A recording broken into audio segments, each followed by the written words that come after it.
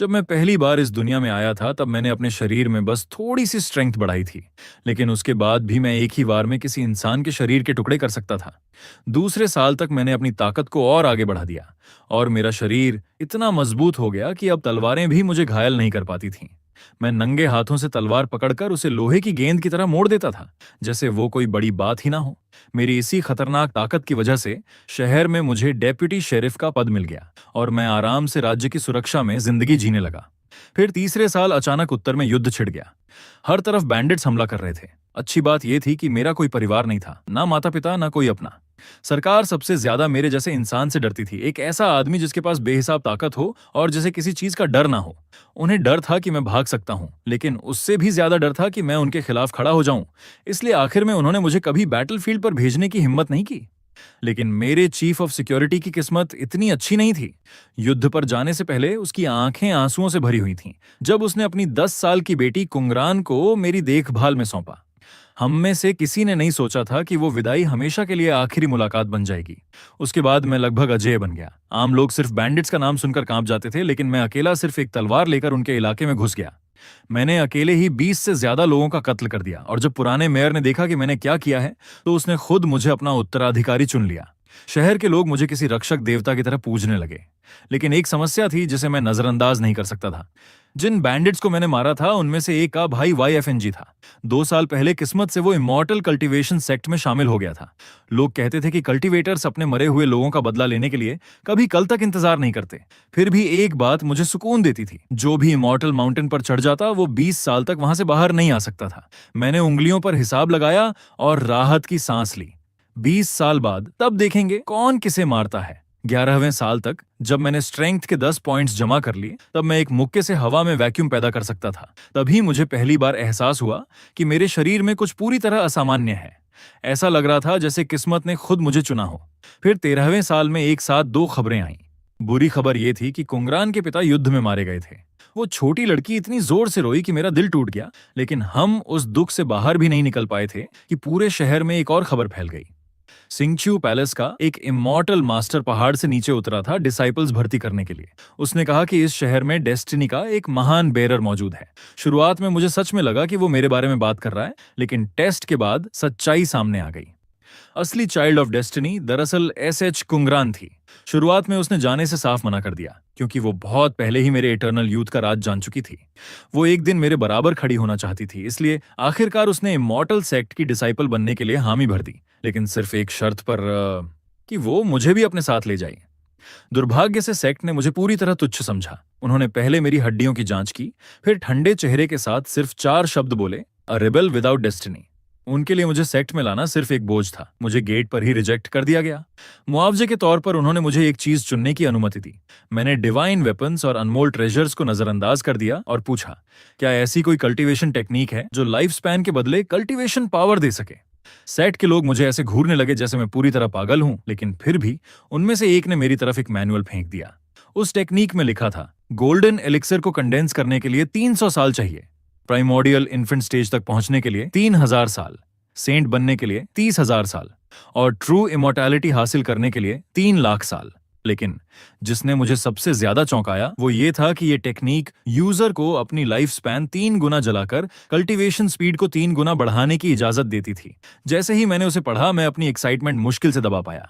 ऐसा लग रहा था जैसे ये टेक्निक खास मेरे लिए बनाई गई हो। जहां बाकी लोगों को 300 साल लगते, मुझे सिर्फ 100 साल चाहिए थे। उसके बाद समय इतनी तेजी से बीता कि पता ही नहीं चला और देखते ही देखते 10 साल और गुजर गए।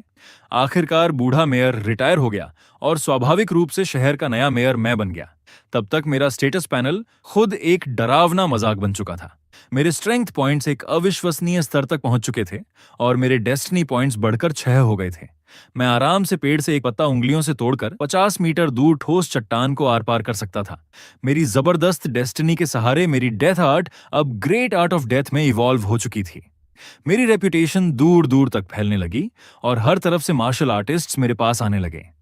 ऐसे अनाथ जिनके पूरे क्लैन खत्म कर दिए गए थे, सेक्ट से निकाले गए अबैंडन्ड जीनियसेस, टूटे मेरिडियंस वाले क्रिपल्ड प्रोडिजीज। पहली नजर में वो सब किसी महान कहानी के चोजन हीरो लगते थे। वो दिन रात मेरे रेजिडेंस के बाहर घुटनों पर बैठे रहते और मुझसे डिसाइपल बनाने की भीख मांगते, लेकिन मैंने बिना एक पल सोचे हर किसी को ठुकरा दिया। क्या ये कोई मजाक था? इतनी कारमा, हेट्रेड और डेस्टिनी उठाए घूमने वाले लोग मेरी जिंदगी में सिर्फ मुसीबतें ही लाते। ऐसे एक भी डिसाइपल को स्वीकार करने का मतलब था आने वाले दशकों तक डिजास्टर्स को न्योता देना। लेकिन वो लोग जाने को तैयार ही नहीं थे। आखिर में सबने शहर में ही बसना शुरू कर दिया और धीरे धीरे गैंगटुंग का शांत शहर एक छोटे मार्शल वर्ल्ड में बदल गया। फिर एक दिन किसी ने मेरी असली ताकत परखने के लिए मेरे इलाके में गैंग कॉन्फ्लिक्ट शुरू करवा दिया। उस समय मैं आराम से एक टी हाउस के अंदर बैठा था। मैंने खड़े होने की भी जरूरत नहीं समझी। बस अपनी उंगली चाय के कप में डुबोई और पानी की एक बूंद आगे उछाल दी। वो छोटी सी बूंद कैनन बॉल की तरह निकली और उस आदमी को दर्जनों मीटर दूर उड़ा दिया, जबकि उसके पीछे आधी सड़क विस्फोट से टूट गई। भीड़ का चेहरा डर से सफेद पड़ गया। उस घटना के बाद सारी परेशानी तुरंत खत्म हो गई और बाद में माफिया लीडर खुद मेरे पास माफी मांगने आया। उसे डर था कि मैं ताकत का संतुलन बिगाड़ दूंगा और पूरे इलाके की व्यवस्था पलट दूंगा। लेकिन सच कहूं तो मुझे मॉर्टल अफेयर्स में कभी कोई दिलचस्पी नहीं थी। जब तक इमॉर्टल्स इस दुनिया में नहीं उतरते मैं हमेशा चुपचाप छिपकर रह सकता था। यही मेरा रास्ता था। लेकिन कुछ समय बाद इस दुनिया की शांति बनाए रखने वाली सील अचानक टूटने लगी और अंडरवर्ल्ड के डीमंस ने डमिंग किंगडम पर हमला कर दिया। खुद क्राउन प्रिंस और उसकी बड़ी बहन प्रिंसेस लिरुइन मेरे पास मदद मांगने आए। आखिरकार मैंने उनकी बात सुनने के लिए हामी भर दी और तभी पहली बार मुझे इस दुनिया की सच्चाई पता चली। ये जगह सिर्फ मॉर्टल रेल्म थी, जबकि असली कल्टीवेशन वर्ल्ड स्पिरिट रेल्म में मौजूद था। अगर स्पिरिट रेल्म के कल्टीवेटर्स जबरदस्ती मॉर्टल वर्ल्ड में उतरते तो खुद हेवन उन्हें सप्रेस कर देता था। इसी वजह से इमॉर्टल्स बहुत कम नीचे आते थे। जैसे ही मैंने ये सुना मुझे अचानक सब समझ आ गया और बहुत लंबे समय बाद मुझे सच्ची खुशी महसूस हुई। इसका मतलब था कि इस दुनिया में वास्तव में इतने ज्यादा ताकतवर लोग हैं ही नहीं। अगर मैं हजारों साल तक छिपा रहा तो देर सवेर में पूरी तरह इनविंसिबल बन जाऊंगा। और जहां तक अभी बाहर जाकर लड़ाई करने की बात थी, मैंने उसी समय फैसला कर लिया कि मैं भाग जाऊंगा। अगले ही पल मेरा शरीर हिला और मैं सीधे आसमान में गायब हो गया। युद्ध लड़ने की कीमत बिल्कुल अलग होती है और वो बहुत खतरनाक था। मैं किसी भी हालत में उसमें शामिल नहीं होने वाला था। लेकिन कुछ दिनों बाद अचानक पूरे शहर में सूखी और बुरी तरह विकृत लाशें मिलने लगीं। बिल्कुल यही घटना दशकों पहले भी हुई थी और मुझे याद था कि तब मंक यिन युन इसकी जांच करते हुए गायब हो गया था। आखिर में जो वापस लौटा वो सिर्फ उसकी लाश और एक सुसाइड लेटर था। उस चिट्ठी में उसने लिखा था कि असली कल्प्रिट जमीन के नीचे छिपा एक विशाल सरपेंट है जो इंसानों की लाइफ फोर्स को अब्सॉर्ब करके कल्टीवेशन कर रहा था और ड्रैगन बनने की कगार पर पहुंच चुका था। वो लेटर पढ़ने के बाद मैंने विलेजर्स की तरफ देखा और शांत आवाज में पूछा, क्या तुम लोगों ने माउंट पैन के ओल्ड डीमन की कहानी सुनी है? फिर मैं धीरे से खुद ही मुस्कुरा दिया। वो तथाकथित ओल्ड डीमन मैं ही था। उसी रात मैं अकेला पहाड़ की तरफ निकल गया। मेरे सामने सरपेंट की पूंछ जैसी दिखने वाली विशाल माउंटेन रेंज खड़ी थी। उस समय मेरी स्ट्रेंथ 25 पॉइंट्स तक पहुंच चुकी थी। मैंने धीरे से अपना दायां मुक्का उठाया और एक पंच मारा। अगले ही पल पहाड़ टूट गया, धरती कांप उठी और पूरी माउंटेन रेंज मेरे वार से चकनाचूर हो गई। टूटे पत्थरों के बीच कई दर्जन मीटर लंबा एक विशाल सरपेंट दर्द से तड़प रहा था। वो गुस्से से दहाड़ा, मुझे ड्रैगन बनने के लिए सिर्फ 100 और इंसान चाहिए थे। मेरी इमॉर्टैलिटी का रास्ता रोककर क्या तुम्हें हेवनली पनिशमेंट का डर नहीं है? मैंने शांत नजरों से उसे देखा और कहा, सॉरी, लेकिन मैं इस दुनिया का नहीं हूं। यह भी जरूरी नहीं कि तुम्हारा लोकल हेवन मुझ पर अधिकार रखता हो। फिर मैंने दूसरा मुक्का मारा और उसी जगह उस सरपेंट को खत्म कर दिया। हैरानी की बात यह थी कि 7 क्लाउड्स की मदद से मैं उसके शरीर से ड्रैगन एनर्जी का एक हिस्सा निकालने में सफल हो गया और मैंने लॉन्ग रेंज अटैक टेक्निक्स भी सीख ली। उस समय मैंने अंदाजा लगाया कि मेरी कॉम्बैट स्ट्रेंथ शायद फाउंडेशन एस्टैब्लिशमेंट के 8वें या 9वें स्टेज के करीब पहुंच चुकी थी। अगले दिन विलेजर्स ने देखा कि पूरा पहाड़ बिना किसी निशान के गायब हो चुका है। उन्हें तुरंत शक हो गया कि ये सब मैंने किया है और उन्होंने मुझे नया टाइटल दे दिया, ऑलमोस्ट इनविंसिबल। ऑलमोस्ट क्यों? क्योंकि उनमें से किसी ने मुझे किसी असली इमॉर्टल कल्टीवेटर से लड़ते हुए नहीं देखा था। फिर भी उस घटना के बाद काउंटलेस मार्शल आर्टिस्ट सिर्फ मुझे वर्शिप करने के लिए शहर में आने लगे।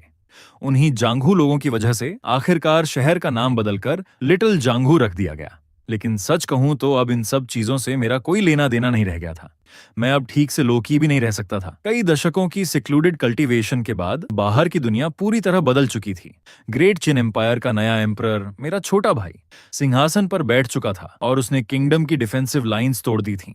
उसी समय लिटिल जांघू पर भी एक भयानक संकट मंडरा रहा था। 30 साल पहले वाई फेंग एक इमॉर्टल सेक्ट में शामिल हुआ था और अब नदी के उस पार 30 साल बिताने के बाद वो आखिरकार लौट आया था।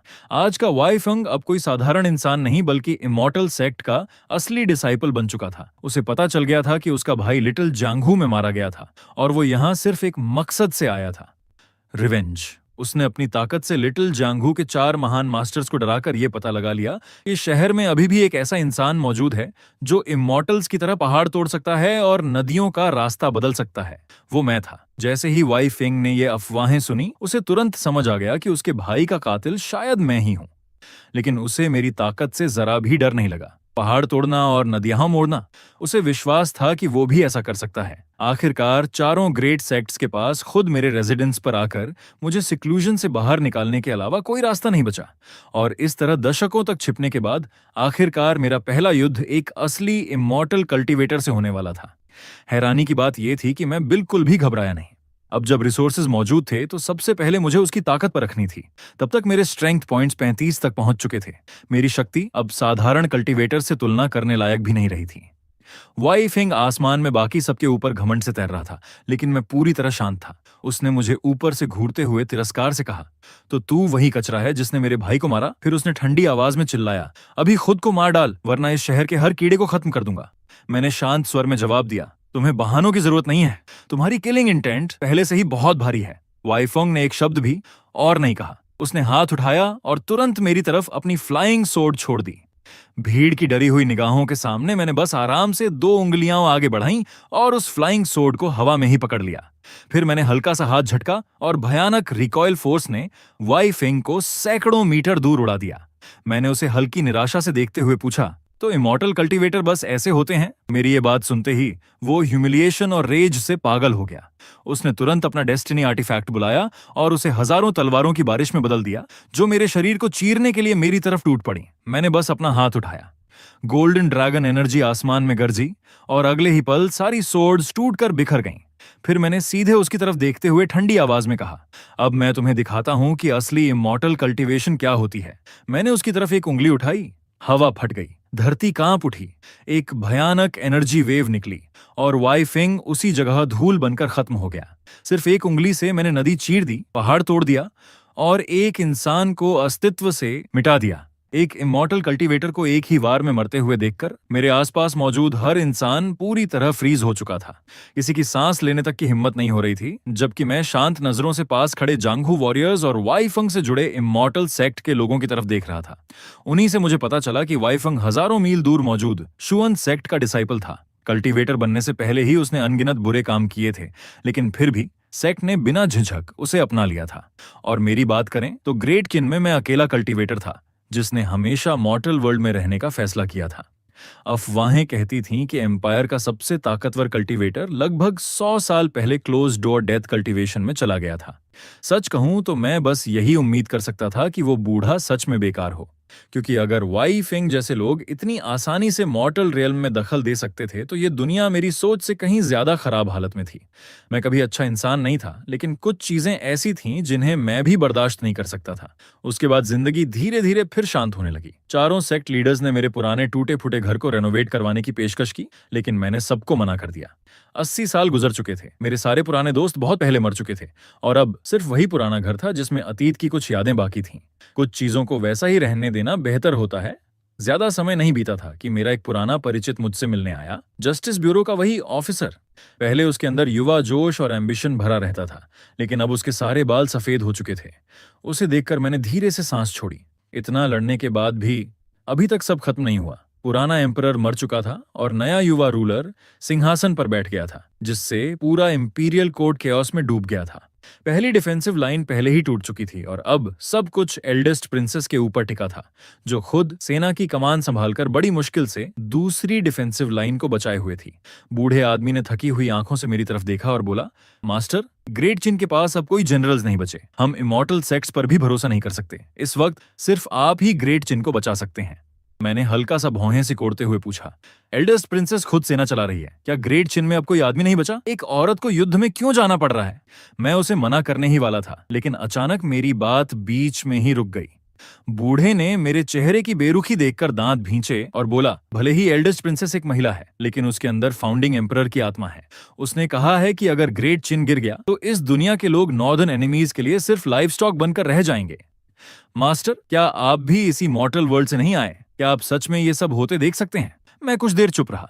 ग्रेट चिन का हर जनरल युद्ध में मर चुका था, लेकिन एक अकेली औरत अब भी जान लगाकर मोर्चा संभाले हुए थी। सच कहूं तो ये वाकई थोड़ा शर्मनाक था। बूढ़े ने तुरंत कहा, अगर मास्टर मदद करने को तैयार हो जाए तो ये युद्ध निश्चित रूप से शांत हो जाएगा। मैंने झुंझलाकर हाथ हिलाया और कहा, बस करो, इतनी खुशामद मत करो। बैटलफील्ड कहाँ है? बूढ़ा जल्दी से बोला, हैंगिया पास, यहाँ से 3000 एली दूर। मैंने चुपचाप अपनी स्ट्रॉ हैट पहन ली। 3000 लाई, वो अभी कम से कम सुरक्षित लौट आई है। कहना ही चाहता था कि अचानक कमरे के अंदर भयानक तूफानी हवा फट पड़ी। हवा इतनी तेज थी कि बूढ़ा अपनी आंखें तक नहीं खोल पा रहा था। जब उसने दोबारा देखा, मैं पहले ही गायब हो चुका था। उसके पैरों के नीचे नीले पत्थर की जमीन में सिर्फ 2 गहरे फुटप्रिंट्स बचे थे। उसी समय 3000 एली दूर हंग्या पास के बैटलफील्ड पर डूबता हुआ सूरज पूरे आसमान को खून जैसा लाल बना रहा था। ग्रेट चिन का आखिरी डिफेंसिव फोर्ट्रेस टूटने की कगार पर था। दीवारों पर लाशें बिखरी थीं और फटे हुए ड्रैगन बैनर के नीचे एल्डेस्ट प्रिंसेस लियू रुयांग खड़ी थीं। उसकी सिल्वर आर्मर पूरी तरह खून से लाल हो चुकी थी और वो टूटी हुई तलवार का सहारा लेकर भारी सांसें ले रही थी। वो अपनी जान देकर ग्रेट चिन की आखिरी डिग्निटी बचा रही थी। पास के बाहर काले बादल शहर के ऊपर छाए हुए थे और लाखों नॉर्दर्न सोल्जर्स हमला किए बिना इंतजार कर रहे थे। वजह बहुत सीधी थी। उनके ऊपर आसमान में सफेद रोब्स पहने एक बूढ़ा आदमी तैर रहा था। वो एक विशाल सफेद बोन आर्टिफैक्ट पर खड़ा था और उसके हाथ में 10,000 सोल्स बैनर था जिसमें अनगिनत चीखती हुई आत्माएं भरी थीं। उसने नीचे लियू रुयांग की तरफ घूरते हुए ठंडी हंसी के साथ कहा, छोटी सुंदरी, ये सर्वेंट श्यू सेक्ट का एल्डर है। मैं देख सकता हूं कि तुम्हारे स्पिरिचुअल रूट्स काफी अच्छे हैं। अगर तुम आज्ञाकारी होकर मेरी डिसाइपल बन जाओ तो शायद मैं ग्रेट चिन इंपीरियल फैमिली के खून की एक बूंद बचा दूं, वरना आज इस पूरे शहर का नरसंहार कर दूंगा और तुम सबकी आत्माओं को रिफाइन कर दूंगा। लियू रुयांग ने दांत भींच कर जवाब दिया, ग्रेट चिन में सिर्फ युद्ध में मरने वाली प्रिंसेसेस होती हैं। यहाँ सरेंडर करने वाले रॉयल्स नहीं होते। आज मैं तुम्हारे जैसे इविल सॉर्सरर के आगे कभी सिर नहीं झुकाऊंगी। सफेद रोब्स वाला एल्डर ठंडे स्वर में हंसा और उसने 10,000 सोल्स बैनर लहराया। अगले ही पल बैटलफील्ड पर भयानक गोस्ट विंड गरजने लगी और अनगिनत काली आत्माएं मिलकर एक विशाल स्पेक्ट्रल हैंड में बदल गईं, जो सीधे शहर की दीवारों पर टूट पड़ी। इस अटैक का नाम था underworld spectral palm, advanced foundation establishment realm के कल्टीवेटर का फुल पावर स्ट्राइक। ऐसी ताकत के सामने मॉर्टल आर्मीज पल भर में खून और मांस में बदल जाती। लियू रुयांग ने निराशा में धीरे से आंखें बंद कर लीं। उसने कभी नहीं सोचा था कि किंगडम के गेट की रक्षा करते समय कोई मॉर्टल कल्टीवेटर खुद मॉर्टल अफेयर्स में दखल देने आ जाएगा। क्या सच में यही अंत था? लेकिन उसी निर्णायक पल अचानक आसमान विस्फोट जैसी आवाज के साथ फट गया। हर इंसान ने इंस्टिंक्टिवली ऊपर देखा और एक साइन लाइट को आसमान से उल्का की तरह गिरते हुए देखा। अगले ही पल वो साइन लाइट हवा में सीधे उस विशाल स्पेक्ट्रल हैंड से टकराई। उसमें कोई सोफिस्टिकेटेड टेक्निक नहीं थी, सिर्फ शुद्ध और बेरहम किनेटिक फोर्स थी। पूरा अंडरवर्ल्ड स्पेक्ट्रल पाल्म ऐसे टूट गया जैसे लोहे के हथौड़े से टोफू को कुचल दिया गया हो। वो काले धुएं में फटकर गायब हो गया, लेकिन साइन लाइट रुकी नहीं। वो सीधे शहर की दीवारों के सामने वाले स्क्वायर में आ गिरी। जमीन भयंकर तरीके से कांप उठी, जैसे मैग्नीट्यूड 10 अर्थक्वेक आया हो। शॉक वेव ने काउंटलेस नॉर्दर्न कैवलरी सोल्जर्स और घोड़ों को हवा में उड़ा दिया। कुछ पल के लिए पूरा बैटलफील्ड खामोश हो गया। चाहे नॉर्दर्न आर्मी हो या दीवारों पर खड़े डिफेंडर्स, हर कोई मुझे सदमे में घूर रहा था। धीरे धीरे धूल साफ हुई और बीच में बने विशाल क्रेटर के अंदर मैं आराम से खड़ा दिखाई दिया। मैंने अपनी रोब से धूल झाड़ी, स्ट्रॉ हैट ठीक की और खुद से बड़बड़ाया, रास्ता थोड़ा ज्यादा दूर था, लैंडिंग ठीक से कंट्रोल नहीं कर पाया। लियू रुयांग कुछ पल के लिए जम गई, फिर कांपती आवाज में बोली, क्या मैं पूछ सकती हूँ, इमॉर्टल मास्टर किस सेक्रेड माउंटेन से आए हैं? मैंने उसकी तरफ देखा और शांत स्वर में कहा, मैं कोई इमॉर्टल मास्टर नहीं हूँ। फिर मैंने आसमान में खड़े सफेद रोब्स वाले एल्डर की तरफ देखा, जो खुद भी स्टंट लग रहा था। मैं बस एक टाउन चीफ हूँ। सुना यहाँ कोई परेशानी कर रहा था तो सोचा आकर देख लूं कि मामला सुलझाया जा सकता है या नहीं।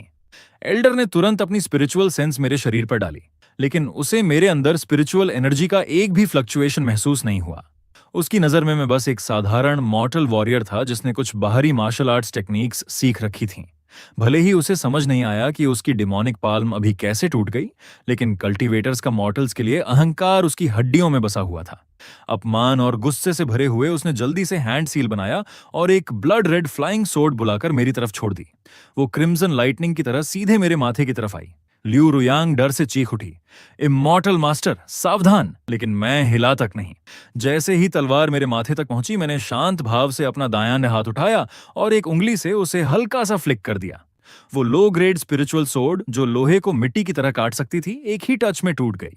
पूरी ब्लेड में काउंटलेस क्रैक्स फैल गए और जोरदार आवाज के साथ वो टुकड़ों में बिखर गई।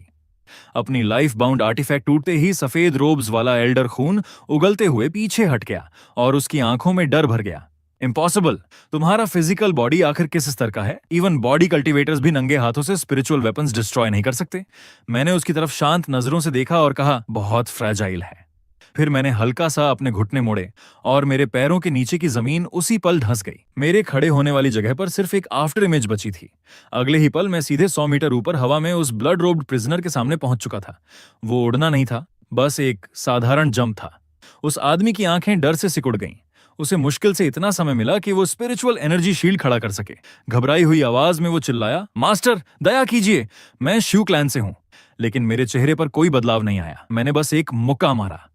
उसमें कोई टेक्निक नहीं थी, सिर्फ शुद्ध ताकत थी।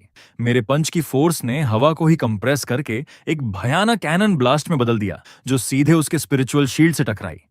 बैरियर कागज की तरह टूट गया। मेरा मुक्का बिना रुके सीधे उसकी छाती के आर पार निकल गया और उसके पीछे आसमान में 1 किलोमीटर लंबा वैक्यूम ट्रेल तक फट गया। वो आदमी अविश्वास से अपनी छाती के विशाल छेद को घूरता रह गया। मरते वक्त तक उसे समझ नहीं आया कि आखिर उसे किस ताकत ने मारा। फिर ग्रेविटी ने मुझे वापस नीचे खींच लिया और मैं सीधे ल्यू रुयान के सामने शहर की दीवार पर उतर गया। एक लगभग डिवाइन फिगर को एक ही मुक्के में इमॉर्टल कल्टीवेटर को मारते देखने के बाद नॉर्दर्न आर्मी पूरी तरह कैओस में टूट गई। जनरल्स और सोल्जर्स दोनों ने अपने हथियार और आर्मर फेंक दिए और डर के मारे भागने लगे। दूसरी तरफ ग्रेट चिन की दीवारों पर अजीब सी खामोशी छा गई। हर सोल्जर मुझे डर भरी आंखों से देख रहा था, लेकिन मैंने किसी की तरफ ध्यान नहीं दिया। मेरी नजर सिर्फ ल्यू रुयान पर थी। उसके चेहरे पर खून और धूल लगी हुई थी, फिर भी वो बेहद खूबसूरत लग रही थी। उसने गहरी सांस ली और सम्मान से मेरी तरफ झुक गई। इमॉर्टल मास्टर, मेरी और पूरे किंगडम की जान बचाने के लिए धन्यवाद। क्या मैं आपका ऑनर्ड नेम जान सकती हूँ? रुयान पूरे रियल्म की शक्ति से आपका एहसान चुकाने को तैयार है। मैंने हल्के से हाथ हिलाया और कहा, इनाम की जरूरत नहीं है, मैं बस एक सवाल पूछने आया हूँ। उसने तुरंत सम्मान से जवाब दिया, कृपया पूछिए मास्टर। अगर रुयान को जवाब पता होगा तो मैं कुछ नहीं छुपाऊंगी। मैंने ब्लड रोब्ड एल्डर की लाश की तरफ इशारा करके पूछा। उसने कहा था कि वो श्यू क्लैन से है। क्या उसके मरने के बाद उस क्लैन से कोई बदला लेने आएगा? ल्यू रुयान ने समझाया, श्यू क्लैन बाउंड्री रेल्म की उत्तरी सीमा पर मौजूद जंगियन माउंटेन रेंज में रहता है। बाउंड्री रेल्म और मॉर्टल रेल्म के बीच रिस्ट्रिक्शंस हैं। अगर वहां के कल्टीवेटर्स जबरदस्ती नीचे भी उतरें तो उनकी शक्ति काफी सप्रेस हो जाती है। फिर वो थोड़ी देर रुकी और सावधानी से पूछने लगी, क्या मास्टर को श्यू क्लैन के रिटेलिएशन का डर है? मैंने ईमानदारी से सिर हिलाया और राहत की सांस छोड़ी। अच्छा है, वो जगह काफी दूर है। मैंने छोटे वाले को मार दिया था, इसलिए डर था कि बड़े वाले परेशानी करने ना आ जाएं। मुझे सबसे ज्यादा नफरत ट्रबल से है। फिर मैं मुड़ा और कैजुअली कहा, खैर अगर और कुछ नहीं है तो अलविदा। उम्मीद है हमारी राहें दोबारा ना टकराएं।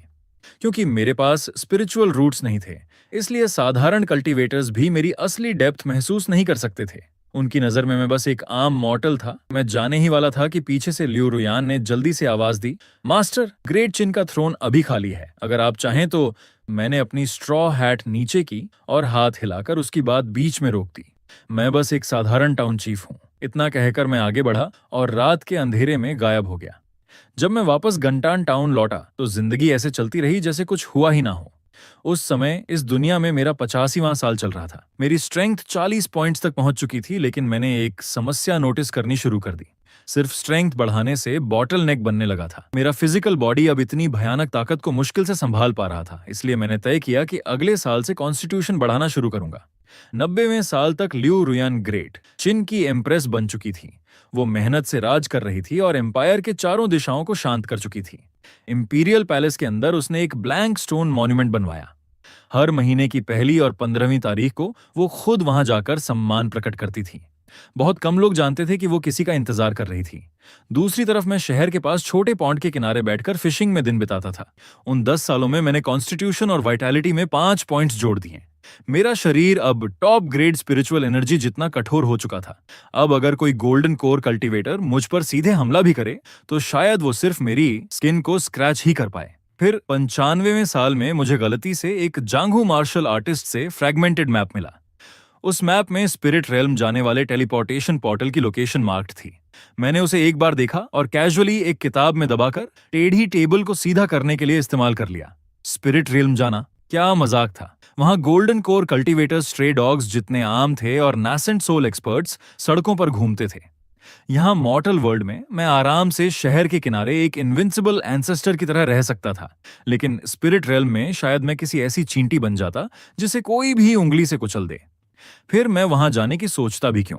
मुझे खुद एहसास नहीं था कि अब सिर्फ मेरा फिजिकल बॉडी ही नासेंट सोल कल्टीवेटर को सप्रेस करने के लिए काफी था। 100वें साल तक गंटान टाउन के पुराने लोग धीरे धीरे एक एक करके मरने लगे। मैं शहर का सबसे बूढ़ा इंसान बन चुका था, लेकिन मेरा चेहरा अब भी 20 साल के युवक जैसा दिखता था। लोगों को डराने से बचने के लिए मैंने डिस्गाइज टेक्निक्स इस्तेमाल करके नकली मूछें लगा लीं और खुद को मिडिल एज्ड आदमी की तरह दिखाने लगा। फिर एक दिन लग्जूरियस रोब्स पहने एक खूबसूरत नोबल वुमन शहर में आई। मैंने उसे तुरंत पहचान लिया। वो लियू रुयान थी। हमारी पिछली मुलाकात को 20 साल गुजर चुके थे और अब समय ने आखिर उसके चेहरे पर निशान छोड़ दिए थे। वो जानती थी कि मुझे ट्रबल पसंद नहीं, इसलिए उन पूरे 20 सालों में उसने कभी मुझे ढूंढने की कोशिश नहीं की। लेकिन अब थ्रोन छोड़ने के बाद वो अकेले यहाँ चली आई थी। उसने मुझे शांत नजरों से देखा और धीरे से पूछा, मास्टर, क्या रुयान एक कप टी पी सकती है? मैंने शांत स्वर में सिर हिलाया। अंदर आ जाओ, अभी अभी बनाई है। उसने कभी ये बात नहीं छेड़ी कि मैंने एक बार किंगडम बचाया था, और मैंने भी उस पंच का जिक्र नहीं किया जिसने धरती हिला दी थी।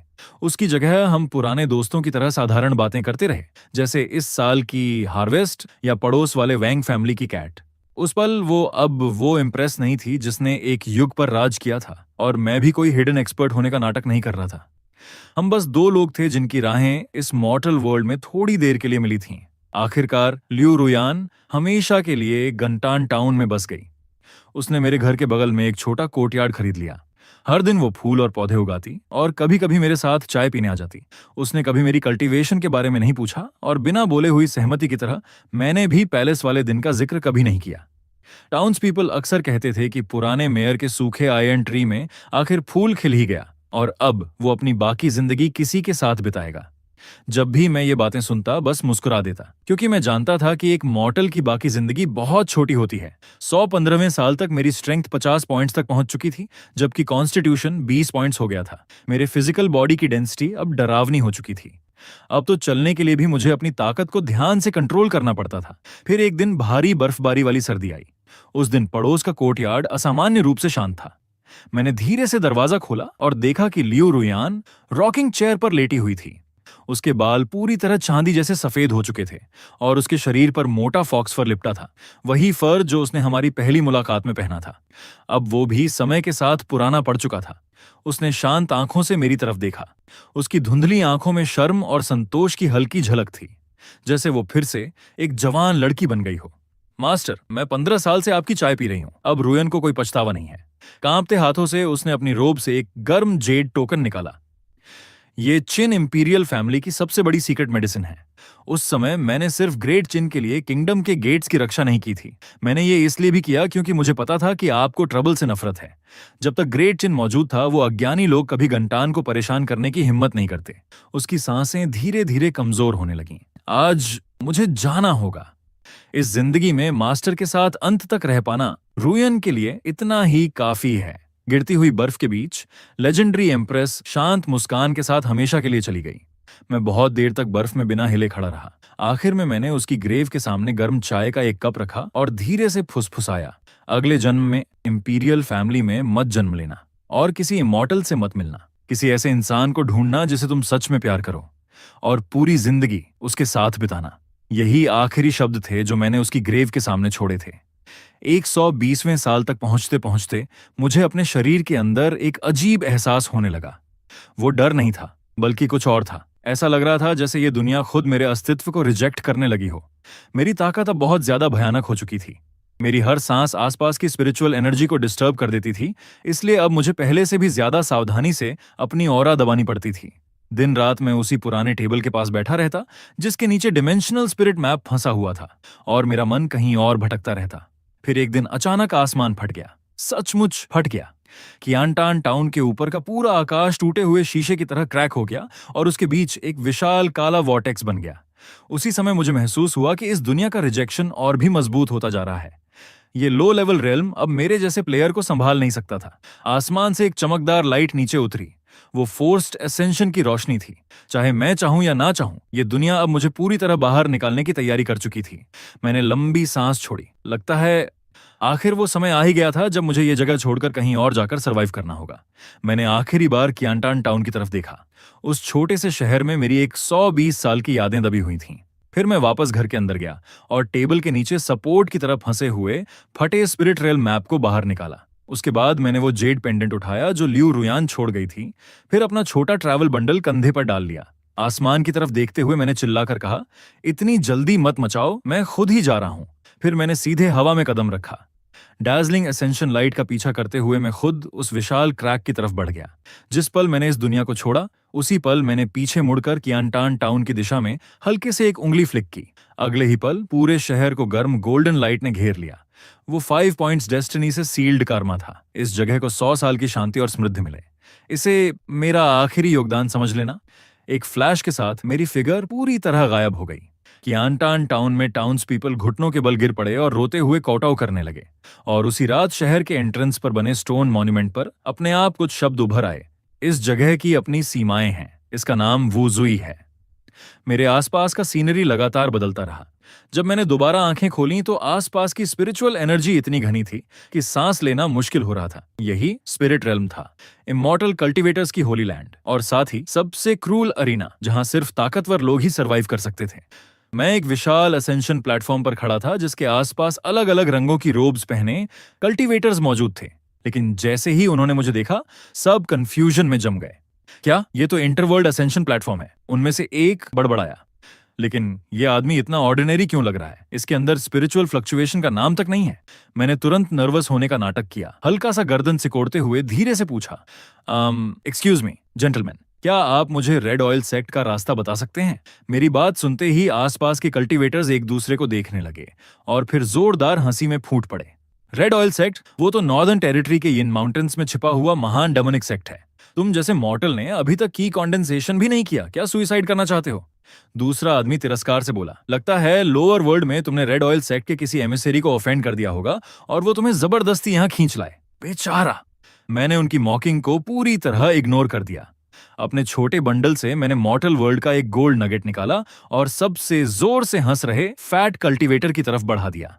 बिग ब्रदर, कम से कम डायरेक्शन तो बता दीजिए। फैट कल्टीवेटर ने गोल्ड को घिन से देखा, लेकिन फिर भी उसने उत्तर दिशा की तरफ इशारा किया। 3 लाख एलाई उस तरफ, जहां सबसे ज्यादा येन एनर्जी और सबसे काले बादल दिखें, वहीं जाना। लेकिन ऑनेस्टली मत जाओ। Red oil sect living souls refine करने के लिए मशहूर है। तुम्हारी इतनी पतली स्किन और टेंडर फ्लैश देखकर लगता है कंप्लीट कॉर्प्स भी नहीं बचेगा।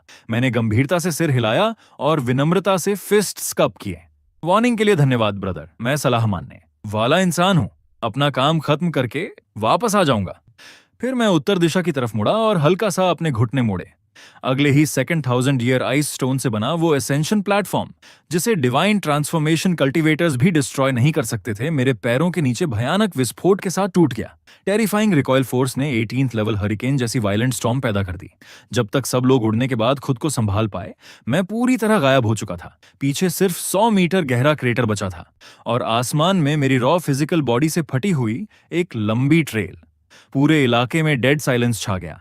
फैट कल्टीवेटर कांपते हाथ में गोल्ड नगेट पकड़े निगलते हुए बोला, वह वो आखिर किस तरह का फ्लैश एंड ब्लड मॉन्स्टर था? स्पिरिट रेल्म के साधारण कल्टीवेटर्स को फ्लाइंग सोर्ड से 3 लाख हेलाई तय करने में कई दिन लगते। मुझे सिर्फ कुछ जंप्स लगे। आधे घंटे बाद नॉर्दर्न टेरिटरी के यिन हिडन माउंटेन्स के अंदर, जहां काउंटलेस सालों से ब्लैक मिस्ट और गोस्टली यिन एनर्जी फैली हुई थी, रेड ऑयल सेक्ट का मेन हॉल गुस्से से भरा हुआ था। करंट सेक्ट मास्टर बूढ़ा शैडो ब्लड मंक गुस्से में हाथ पटकते हुए दहाड़ा, निकम्मो, तुम सब निकम्मे हो। 80 साल हो गए, अभी तक उस लोअर वर्ल्ड वाले डैम टाउन चीफ को नहीं ढूंढ पाए। कई साल पहले उसी आदमी ने एक फिंगर स्ट्राइक में 9th एल्डर की लाइफ आर्टिफैक्ट और बॉडी दोनों डिस्ट्रॉय कर दी थी, जिससे रेड ऑयल सेक्ट की लोअर वर्ल्ड फाउंडेशन पूरी तरह खत्म हो गई थी। अगर इस वेंजेंस का बदला नहीं लिया गया, बूढ़ा मंक गुर्राया, तो हमारी सेक्ट की ऑनर कहां बचेगी? नीचे घुटनों पर बैठे एल्डर्स डर से कांप रहे थे। आखिर ग्रेट एल्डर ने हिम्मत जुटाकर कहा, सेक्ट मास्टर, उस आदमी ने लोअर वर्ल्ड को बहुत हेविली सप्रेस कर रखा था। फाउंडेशन एस्टैब्लिशमेंट से ऊपर भेजे गए डिसाइपल्स हेवनली लाइटनिंग से मारे गए। हम उसका ट्रेस ही नहीं कर पाए। शैडो ब्लड मंक का चेहरा और काला पड़ता गया। उसका गुस्सा फटने ही वाला था, लेकिन तभी ओवरवेलमिंग डिस्ट्रक्टिव फोर्स से भरी डार्जलिंग सियान लाइट आसमान से सीधे मेन हॉल के सामने व्हाइट जेड प्लाजा पर आ गिरी। पूरा यिन हिडन माउंटेन रेंज भयंकर तरीके से कांप उठा। शॉकवेव से काउंटलेस पैलेसेस और पेविलियंस ढह गए और हर तरफ चीखें गूंजने लगीं।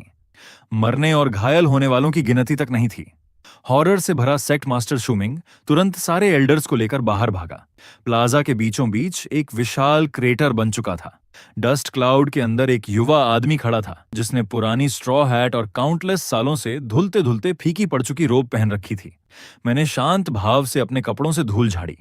शूमिंग का चेहरा शौक से जम गया। मेरे शरीर से स्पिरिचुअल फ्लक्चुएशंस का नाम तक नहीं था। कोई मॉर्टल ऐसा कैसे कर सकता था? आखिर मैं था कौन और रेड ऑयल सेक्ट के गेट तक क्यों आया था? मैंने धीरे से अपनी स्ट्रॉ हैट ठीक की, सिर उठाया और भीड़ पर नजर डाली।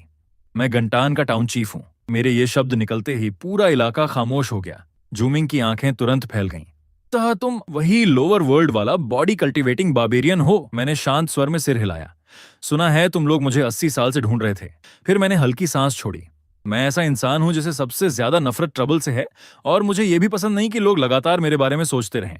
इसलिए एसेंशन के पहले ही दिन मैंने सोचा कि यहां आकर इस प्रॉब्लम को हमेशा के लिए खत्म कर दूं। शूमिंग गुस्से में हंसा। उसकी आंखों में मर्डरस इंटेंट जलने लगी। हेवन का रास्ता खुला था लेकिन तुमने उसे ठुकरा दिया। खुद चलकर नरक के गेट्स में आ गए। लोअर वर्ल्ड में मैं तुम्हारा कुछ नहीं बिगाड़ सकता था, लेकिन यहां स्पिरिट रेल्म में मैं इनकारनेशन स्टेज का ग्रैंड मास्टर हूं। फिर उसने पीछे खड़े एल्डर्स की तरफ दहाड़ते हुए कहा, एल्डर्स, मेरा आदेश सुनो। Great formation of 10,000 soul devouring specters activate करो। इसकी नसें उखाड़ दो, इसकी हड्डियां कुचल दो, इसकी सोल को लैम्प फ्यूल बना दो। उसकी आवाज पूरी तरह खत्म भी नहीं हुई थी कि दर्जनों कोर फॉर्मेशन एल्डर्स ने एक साथ इनकैंटेशंस चांट करना शुरू कर दिया। एंडलेस ब्लैक मिस्ट अरबों रेजर शार्प ब्लेड्स में बदल गई और सीधे मेरी तरफ टूट पड़ी। वो हमला बिल्कुल ऐसे बढ़ रहा था जैसे अंधेरा खुद आसमान और सूरज को निगल रहा हो। मेरे सामने इनकारनेशन रियल्म ग्रैंड मास्टर और पूरे डिमोनिक सेक्ट की कंबाइंड फुल पावर अटैक थी, लेकिन मैंने डॉज करने की कोशिश तक नहीं की। मैंने बस गहरी सांस ली, धीरे से अपना दायां हाथ उठाया और मुट्ठी बांध ली। Strength 50 points, fortune 11 points, activating void detonation. फिर मैंने एक पंच मारा। उसमें कोई स्पिरिचुअल ग्लो नहीं था, कोई लॉ फ्लक्चुएशन नहीं, कोई मिस्टिकल फिनोमेनॉन नहीं, सिर्फ शुद्ध फिजिकल डिस्ट्रक्टिव पावर। मेरे मुक्के की अनइमेजिनेबल फोर्स ने हवा को उसकी एब्सोल्यूट लिमिट तक कंप्रेस कर दिया और फिर वो हिंसक तरीके से एक्सप्लोड हुई। एक कान फाड़ देने वाला ब्लास्ट गूंजा और सफेद शॉकवेव पंखे की तरफ फैलती हुई आगे बढ़ी, रास्ते में आने वाली हर चीज को मिटाती हुई। Great formation of 10,000 soul devouring specters उसी पल टूट गई। एंडलेस ब्लैक ब्लेड्स अस्तित्व से गायब हो गए और वो कोर फॉर्मेशन एल्डर्स चीखने तक का समय नहीं पा सके।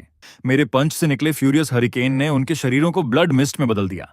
शॉकवेव बिना रुके आगे बढ़ती रही और सीधे सेक्ट मास्टर चूमिंग की तरफ जा टकराई। उस एक पंच के बाद हवा तक रुक गई। रेड ऑयल सेक्ट की मेन पीक पूरी तरह गायब हो चुकी थी। उसकी जगह सिर्फ एक विशाल कैनियन बचा था जो सैकड़ों एली दूर तक फैला हुआ था, बॉटमलेस और खामोश। मैंने शांत भाव से मुड़कर उसी रास्ते से पहाड़ से नीचे उतरना शुरू कर दिया जिस रास्ते आया था। स्पिरिट रेल्म में असेंशन लेने से लेकर रेड ऑयल सेक्ट को खत्म करने तक सिर्फ 1 घंटा बीता था। उस पल लोअर वर्ल्ड से जुड़ी सारी कार्मिक कनेक्शंस आखिरकार टूट चुकी थीं। अब कोई मुझे ढूंढने नहीं आएगा। मैंने अपनी ठोड़ी सहलाते हुए आगे की जिंदगी के बारे में सोचना शुरू किया। स्पिरिट रेल्म की स्पिरिचुअल एनर्जी इतनी डेंस है, यहाँ हाइबरनेटिंग टर्टल टेक्निक का इफेक्ट कम से कम डबल होना चाहिए। फिर मैंने स्ट्रॉ हैट के नीचे हल्की मुस्कान दी। सबसे पहले किसी माउंटेन्स और रिवर्स के बीच छिपे छोटे मॉर्टल टाउन को ढूंढूंगा, फिर 10,000 साल और छिपकर रहूंगा। जब हर एट्रीब्यूट 10,000 पॉइंट्स तक पहुंच जाएगा, मैंने स्ट्रॉ हैट और नीचे खींची और धीरे से खुद पर हंस पड़ा। तब शायद मैं सच में पूरी तरह इनविंसिबल बन जाऊंगा, है ना?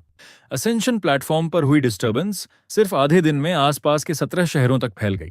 3 दिन बाद रेड ऑयल सेक्ट के अनाइलेशन की खबर पूरे नॉर्दर्न रीजन में प्लेग की तरह फैल चुकी थी। लेकिन अजीब बात यह थी कि किसी ने भी उन दोनों घटनाओं को आपस में कनेक्ट नहीं किया। कोई विश्वास ही नहीं कर सकता था कि लोअर वर्ल्ड से अभी अभी असेंशन लेने वाला कोई मॉर्टल 1 घंटे से कम समय में 3,000 साल पुराने डिमोनिक सेक्ट को डिस्ट्रॉय कर सकता है। और यह बात मुझे बेहद पसंद आई। जितना कम अटेंशन लोग मुझ पर दें उतना बेहतर। कंगन माउंटेन रेंज छोड़ने के बाद मैंने जानबूझकर अपनी गति धीमी कर दी। ये अब स्पिरिट रेल्म था, लोअर वर्ल्ड नहीं। वहां मैं जो चाहता था वो कर सकता था, लेकिन यहां मैंने फैसला किया कि और भी लो प्रोफाइल रहूंगा। मैं दक्षिण दिशा की तरफ बढ़ा और जानबूझकर सिर्फ मॉर्टल रीजन से होकर यात्रा की। 7 दिन बाद मैं विंड ब्रिज टाउन नाम की एक छोटी जगह पर रुका। वो टाउन पहाड़ों के सहारे नदी के किनारे बसा था, बड़े सेक्ट्स से बहुत दूर और वेस्टर्न टेरिटरी के करीब। ज्यादातर लोग हंटर्स, हर्ब गैदरर्स या ट्रैवलिंग मर्चेंट्स थे। सबसे जरूरी बात, टाउन छोटा था, और छोटे टाउन्स का मतलब होता है कम ट्रबल।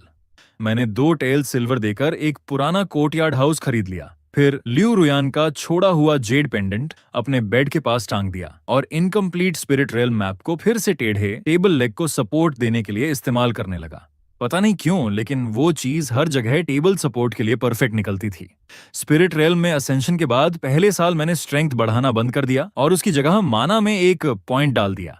उसी पल ग्रेट हाइबरनेटिंग टर्टल टेक्निक, जो इतने सालों से धीरे धीरे सर्कुलेट हो रही थी, अचानक इग्नाइट होती हुई महसूस हुई। स्पिरिट रेल्म की स्पिरिचुअल एनर्जी लोअर वर्ल्ड से कहीं ज्यादा डेंस थी, और पहली बार मुझे अपने अंदर कुछ नया जन्म लेता हुआ महसूस हुआ। एक थ्रेड, स्पिरिचुअल ओरिजिन का एक थ्रेड जो सच में मेरा था। वो बेहद कमजोर था, इतना कमजोर कि शायद कोई की रिफाइनिंग कल्टीवेटर उसे नोटिस भी ना करे। लेकिन मेरे लिए उसका मतलब बहुत बड़ा था, क्योंकि इसका मतलब था कि मैं अब सिर्फ एट्रीब्यूट पॉइंट्स स्टैक करने वाला टाउन चीफ नहीं रहा। अब मैं ऐसा टाउन चीफ बन चुका था जो मार्शल पावर और मैजिकल आर्ट्स दोनों कल्टीवेट करता था। दूसरे साल मैंने माना में एक और पॉइंट डाला। स्पिरिट रियल्म की स्पिरिचुअल एनर्जी से नरिश्ड होकर ग्रेट हाइबरनेटिंग टर्टल टेक्निक फिर इवॉल्व हुई। अब वो सिर्फ हाइबरनेशन टेक्निक नहीं रही थी, वो एक बिल्कुल नई डिवाइन आर्ट बन चुकी थी। मैंने उसका नाम रखा शोंग वू लॉन्जेविटी एसेंस।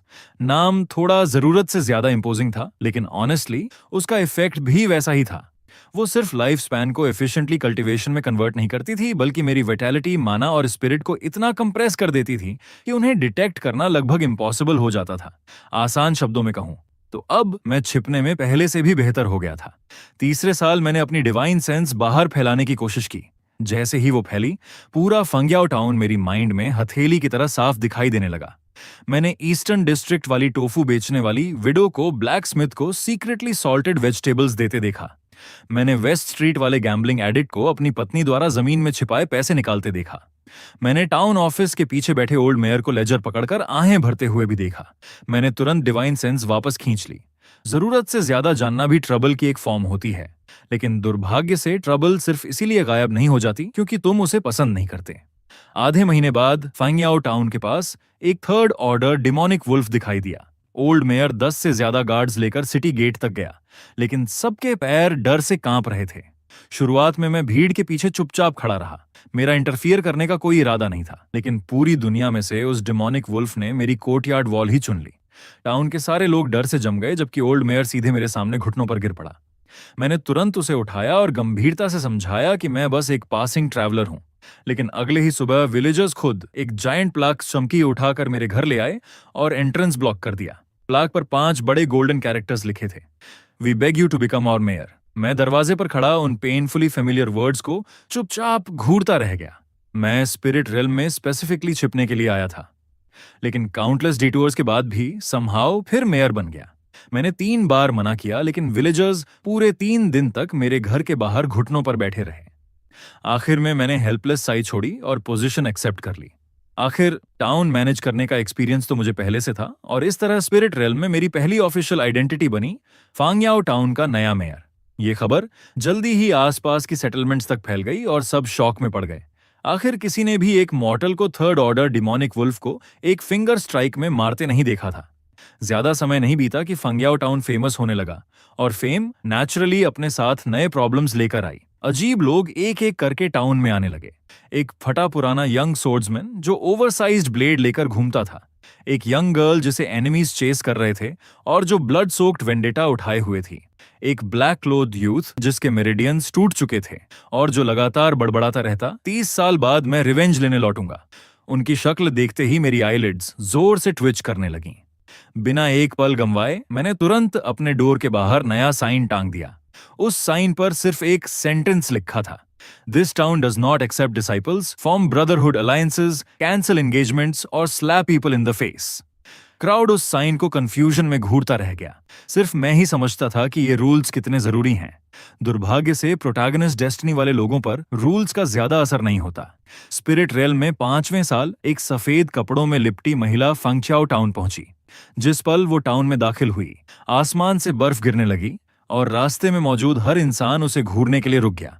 वो बेहद खूबसूरत थी और उतनी ही ठंडी। उसके पीछे गार्ड्स और प्रोटेक्टर्स का एक अजीब ग्रुप चल रहा था, जिनकी ऑरा बेहद टेरिफाइंग थी। स्वांगजाओ पैलेस की सेंटेस शू चिंगरन। जैसे ही मैंने कोर्टयार्ड में बैठकर डॉक्यूमेंट्स रिव्यू करते हुए ये नाम सुना, मेरी ब्रश की नोक अचानक रुक गई। थोड़ी देर बाद कोर्टयार्ड डोर पर हल्की दस्तक हुई। बाहर से एक आवाज आई जो एक साथ फेमिलियर भी थी और डिस्टेंट भी। मास्टर, क्या चिंगरान एक कप टी मांग सकती है? मैं काफी देर तक बिना हिले बैठा रहा, फिर आखिरकार उठकर दरवाजा खोला। शू चिंगरान बिल्कुल वैसी ही खड़ी थी जैसी मुझे याद थी। उसका चेहरा ज्यादा नहीं बदला था, लेकिन उसकी आंखें पहले से कहीं ज्यादा गहरी हो चुकी थीं। जैसे ही उसने मुझे देखा, उसकी आंखें हल्की लाल हो गईं। मैंने आपको 100 साल से ज्यादा ढूंढा। मैंने शांत नजरों से उसे देखा, फिर उसके पीछे खड़े प्रोटेक्टर्स की तरफ नजर घुमाई। अगर मुझसे मिलने आई थी तो इतने लोग साथ क्यों लाई? शू चिंगरान ने हल्का सा नजरें झुकाई और धीमी आवाज में बोली, मैंने इन्हें नहीं चुना, ये लोग खुद पीछे आने पर अड़े हुए हैं। उसकी बात सुनते ही मुझे सब समझ आ गया। ट्रबल फिर से आ चुका था। मैंने उसे कोर्टयार्ड के अंदर बुला लिया, लेकिन जैसे ही उसके प्रोटेक्टर्स अंदर आने की कोशिश करने लगे, मैंने बस उन्हें एक बार देखा। भारी आवाज के साथ कोर्टयार्ड गेट अपने आप बंद हो गया। उनके चेहरे तुरंत बदल गए, क्योंकि उन्हें एक डरावनी बात समझ आ चुकी थी। अब उनमें से किसी में भी वो दरवाजा खोलने की हिम्मत नहीं बची थी। कोर्टयार्ड के अंदर शू चिंगरान स्टोन टेबल के पास चुपचाप बैठ गई और मुझे खामोशी से टी बनाते देखती रही। उसने नहीं पूछा कि मैंने इतने साल कैसे बिताए, और मैंने भी नहीं पूछा कि वो मॉर्टल वर्ल्ड से स्पिरिट रेल्म तक कैसे पहुंची। हम दोनों जानते थे कि वो 100 साल आसान नहीं रहे होंगे। टी तैयार होने के बाद शू चिंगरान ने धीरे से कप उठाया और हल्की आवाज में बोली, मास्टर अब भी पहले जैसे ही हैं। मैंने हल्का सा सिर हिलाया। नहीं, मैं बदल गया हूं। पहले मुझे सिर्फ मॉर्टल वर्ल्ड के ट्रबल से डर लगता था, अब स्पिरिट रेल्म के ट्रबल से भी डर लगने लगा है। शू चिंगरान खुद को रोक नहीं पाई और धीरे से हंस दी।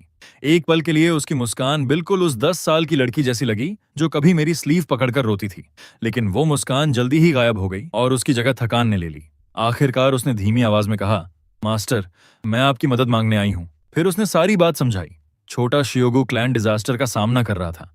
जिसने उसे कल्टीवेशन में लाया था, वो मास्टर 30 साल पहले निर्वाणा पहुंच चुका था और अब नया क्लैन लीडर सेंट्रल रीजन के हेवनली फेट कोर्ट के साथ मिल चुका था। वो लोग उसकी डेस्टिनी कॉन्ट्रैक्ट का इस्तेमाल एंशिएंट अर्थली टॉम्ब खोलने के लिए करना चाहते थे।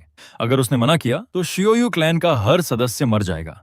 मैं कुछ देर चुप रहा, फिर भारी सांस छोड़ते हुए बोला, मुझे पता था जिस दिन तुम जैसे प्रोटैगोनिस्ट डेस्टिनी वाले इंसान से जुड़ोगे, उस दिन से कुछ अच्छा नहीं होगा। शू चिंगरान ने हल्का सा सिर झुकाया और धीरे से पूछा, मास्टर, क्या आपको कभी पछतावा हुआ कि आपने मेरे लिए वो डोर खोला था? मैंने शांत नजरों से उसकी तरफ देखा और जवाब दिया, थोड़ा, लेकिन बहुत ज्यादा नहीं। उसने अपनी आंखें नीचे कर लीं, लेकिन उसके होंठों के किनारे हल्के से उठ गए। वो समझ गई थी कि उन शब्दों का असली मतलब क्या था। सच तो ये था, मुझे बिल्कुल पछतावा नहीं था। तभी कोर्टयार्ड के बाहर से अचानक ठंडी आवाज गूंजी, यंग लेडी, क्लैन लीडर आपको तुरंत वापस बुलाते हैं। अगर आप इस अननोन मॉर्टल के साथ जुड़ी रहीं तो हमारी निर्दयता के लिए हमें दोष मत दीजिए। मैंने कोर्टयार्ड गेट की तरफ देखा और आह भरी। टी अभी खत्म भी नहीं हुई और इन्हें जल्दी मच गई। इन लोगों को सच में कभी रुकना नहीं आता। मैंने शांत भाव से अपना कप नीचे रखा। जैसा सोचा था, जहां वो जाएगी ट्रबल ज्यादा दूर नहीं रहेगा। और सच में तीसरे दिन दोपहर को पवेलियन ऑफ फेट के लोग आ गए। उनका लीडर काले कपड़ों में मिडिल एज्ड आदमी था जिसका नाम वूफे था। स्वांग क्लैन के रेकलेस एल्डर्स के विपरीत उसने आते ही अटैक नहीं किया। वो साफ तौर पर ज्यादा कॉशियस था। टाउन से 3 एली दूर खड़े होकर उसने सम्मान से फिस्ट्स कप किए और आवाज लगाई, मैं पवेलियन ऑफ फेट का स्ट्यूअर्ड वूफे हूं। पवेलियन मास्टर के आदेश से फेलो कल्टीवेटर वूचोंग को डिस्कशन के लिए इनवाइट करने आया हूं। मैंने आलस भरी आवाज में जवाब दिया, मुझे डिस्कशंस पसंद नहीं। वूफे ने हल्का सा आंखें सिकोड़कर कहा, फेलो कल्टीवेटर, क्या आपको पता है कि शू चिंगरान एंशिएंट मिस्टीरियस रेल्म खोलने वाली डेस्टिनी कॉन्ट्रैक्ट की कैरियर है? मैंने शांत स्वर में कहा, वो उसका कॉन्ट्रैक्ट है, मेरा नहीं। वूफाई का चेहरा काला पड़ गया। तो fellow cultivator pavilion of fate का एनिमी बनने का इरादा रखता है? मैंने हल्की सांस छोड़ी। शुरुआत में ऐसा इरादा नहीं था, लेकिन जब तुम खुद मेरे दरवाजे के बाहर खड़े होकर ऐसी बातें कहने लगे तो अब शायद हाँ। टाउन के बाहर खामोशी छा गई। साफ था कि वूफे ने इतनी सीधी बात की उम्मीद नहीं की थी। काफी देर बाद वो अचानक ठंडी हंसी हंसा, एरोगेंट, मेरा पेविलियन ऑफ फेट 70,000 सालों से सेंट्रल रीजन में खड़ा है। हमारे पास हार्मोनाइजेशन और ग्रेट परफेक्शन के दर्जनों एक्सपर्ट्स हैं।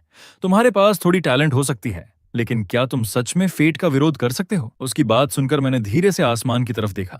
बहुत समय पहले मर्टल वर्ल्ड में भी किसी ने मुझसे कुछ ऐसा ही कहा था। फिर मैंने शांत नजरों से उसकी तरफ देखा। बाद में वो सब मर गए। वो फेई के चेहरे की मुस्कान धीरे धीरे गायब हो गई। अगले ही पल उसकी स्लीव से 3 bronze and bone destiny arrows निकले और फैलकर एक विशाल फॉर्मेशन डायग्राम में बदल गए, जिसने पूरे टाउन को ढक लिया। हेवनली मैकेनिज्म्स फॉर्मेशन में घूमने लगे और काउंटलेस डेस्टिनी थ्रेड्स आपस में इंटरट्वाइन हो गए। ये पवेलियन ऑफ फेट की एग्जीक्यूशन आर्ट थी, एक डरावनी टेक्निक जो डेस्टिनी कॉन्ट्रैक्ट्स छीनकर लोगों की जिंदगी रीराइट कर सकती थी। विंड ब्रिज टाउन का आसमान तुरंत अंधेरा हो गया, यहाँ तक कि शू छिंगरान का चेहरा भी बदल गया, क्योंकि उसकी सोल जबरदस्ती बाहर खींची जा रही थी। वो मेरे पास खड़ी होकर नर्वस आवाज में बोली, मास्टर सावधान रहिए, ये असली डेस्टिनी आर्ट है। मैंने शांत भाव से सिर हिलाया, फिर धीरे धीरे हाथ बढ़ाया और हवा में तैरते डेस्टिनी थ्रेड में से एक को सीधे पकड़ लिया। वूफे की प्यूपिल्स डर से सिकुड़ गईं। वो थ्रेड्स इंटेंजिबल और इनविजिबल होने चाहिए थे, ऐसी चीजें जिन्हें सिर्फ थॉट से गाइड किया जा सकता था, लेकिन मैंने उन्हें ऐसे खींच लिया जैसे कोई साधारण रस्सी हो। मैंने क्यूरियोसिटी से उसे 2 बार देखा और बड़बड़ाया, तो ये है फेट? फिर मैंने हल्के से हाथ दबाया। क्रैक! पूरा फॉर्मेशन डायग्राम उसी पल टूट गया। वूफे का शरीर बिजली लगने की तरह कांप उठा और उसने खून की बड़ी मात्रा उगल दी। इम्पॉसिबल! तुम फेट के थ्रेड्स को छू कैसे सकते हो? मैंने कैजुअली अपनी उंगलियां झटकी। पूरी चीज मुझे काफी इंटरेस्टिंग लगी। तो फॉर्चून और डेस्टिनी आर्ट्स ऐसे इस्तेमाल होते हैं। आज कुछ नया सीख लिया। मेरी बात सुनते ही वूफे के दिल में ठंड उतर गई। उसे अचानक एहसास हुआ कि मैंने उसकी टेक्निक ब्रूट फोर्स से नहीं तोड़ी थी, मैं उसे रियल टाइम में सीख रहा था। कोई इंसान जिसने पहली बार डेस्टिनी आर्ट्स देखी हो, वो सिर्फ एक नजर में बेयर हैंड से डेस्टिनी थ्रेड निकाल ले। ये मॉन्स्ट्रस भी नहीं था, ये पूरी तरह एब्सर्ड था। वूफे एक पल भी और रुकने की हिम्मत नहीं कर पाया। वो तुरंत मुड़ा और टेलीपोर्टेशन टेक्निक एक्टिवेट करके भागने लगा, लेकिन मैं अपनी जगह से हिला तक नहीं। मैंने बस एक फिंगर फ्लिक की थी। इनविजिबल फोर्स की वेव ने 3 एली का आसमान पल भर में पार कर लिया और उड़ते हुए वूफे का पूरा शरीर, उसका प्राइमोर्डियल सोल और प्रोटेक्टिव आर्टिफैक्ट सब ब्लड मिस्ट में एक्सप्लोड होकर गायब हो गए। उस दिन के बाद विंड ब्रिज टाउन असामान्य रूप से शांत हो गया। अब कोई वहां आने की हिम्मत नहीं करता था, यहां तक कि माइग्रेटिंग बर्ड्स भी उस इलाके के ऊपर से उड़ने से बचने लगे। आखिरकार मुझे वो पीस एंड क्वाइट मिल गई जिसकी मैं लंबे समय से तलाश कर रहा था। लेकिन मैं ये भी जानता था कि ये शांति हमेशा नहीं टिकेगी, क्योंकि मरने से पहले वो 5 खबर सेंट्रल रीजन तक भेज चुका था। और सच में 2 हफ्ते बाद पवेलियन ऑफ फेट के 3 महान डिविनेशन मास्टर्स ने एक साथ हेवनली कैलकुलेशंस खोली ताकि मेरे ओरिजिन, मेरी डेस्टिनी और शू छिंगरान से जुड़े कार्मिक कनेक्शन की जांच कर सकें। रिजल्ट डिजास्ट्रस था। पहला ग्रैंड मास्टर तुरंत कंप्लीट एम्प्टीनेस से टकराया और उसकी 7 ओरिफिसेस से खून बहने लगा। दूसरा grand master outside the world शब्द बोलने से पहले ही शैटर्ड बोन्स में एक्सप्लोड हो गया। तीसरे की हालत सबसे बुरी हुई। उसने डिविनेशन को जबरदस्ती लिमिट तक पुश किया और आखिरकार उसे एक स्टोन मॉन्यूमेंट दिखाई दिया। उस मॉन्यूमेंट पर 5 शब्द लिखे थे, here dwell immortals, no divination allowed. उसके बाद वो पूरी तरह पागल हो गया। पवेलियन ऑफ फेट में तुरंत केओस फैल गया। आखिरकार पवेलियन मास्टर ने खुद ऑर्डर जारी किया, उस एग्जिस्टेंस को डिवाइन, इंटरप्ट, प्रोवोक या एग्जॉस्ट नहीं किया जाएगा। जो भी आदेश तोड़ेगा उसे पवेलियन से बाहर निकाल दिया जाएगा। ये फैसला सुनकर मैंने आखिर राहत की सांस ली। कम से कम उनमें से किसी एक का दिमाग तो काम करता है। शू छिंगरान चुपचाप मेरे सामने बैठी थी और मुझे धीरे धीरे टी पॉट में पानी भरते देख रही थी। कोर्टयार्ड के बाहर डूबता सूरज आसमान को लाल बना रहा था। फिर उसने हल्की आवाज में आखिर पूछा, मास्टर। उसने धीमी आवाज में पूछा, मास्टर, अब आपका क्या प्लान है? मैंने शांत भाव से टी पॉट में और चाय डाली, फिर जवाब दिया, फिलहाल तो यहीं रहूंगा, कुछ और साल एट्रीब्यूट पॉइंट्स जमा करूंगा। जब इतना मजबूत हो जाऊंगा कि कोई मुझे छू भी ना सके, तब शायद जिंदगी काफी शांत हो जाएगी। फिर उसने हल्का सा नजरें झुकाईं और भी धीमी आवाज में पूछा, और मेरा क्या? मैंने शांत नजरों से उसकी तरफ देखा। अगर चाहो तो तुम भी यहीं रह सकती हो, लेकिन पहले ही बता देता हूं, मैं डिसाइपल्स नहीं लेता। फिर थोड़ी देर रुककर मैंने जोड़ा, और सेंटेंस भी नहीं।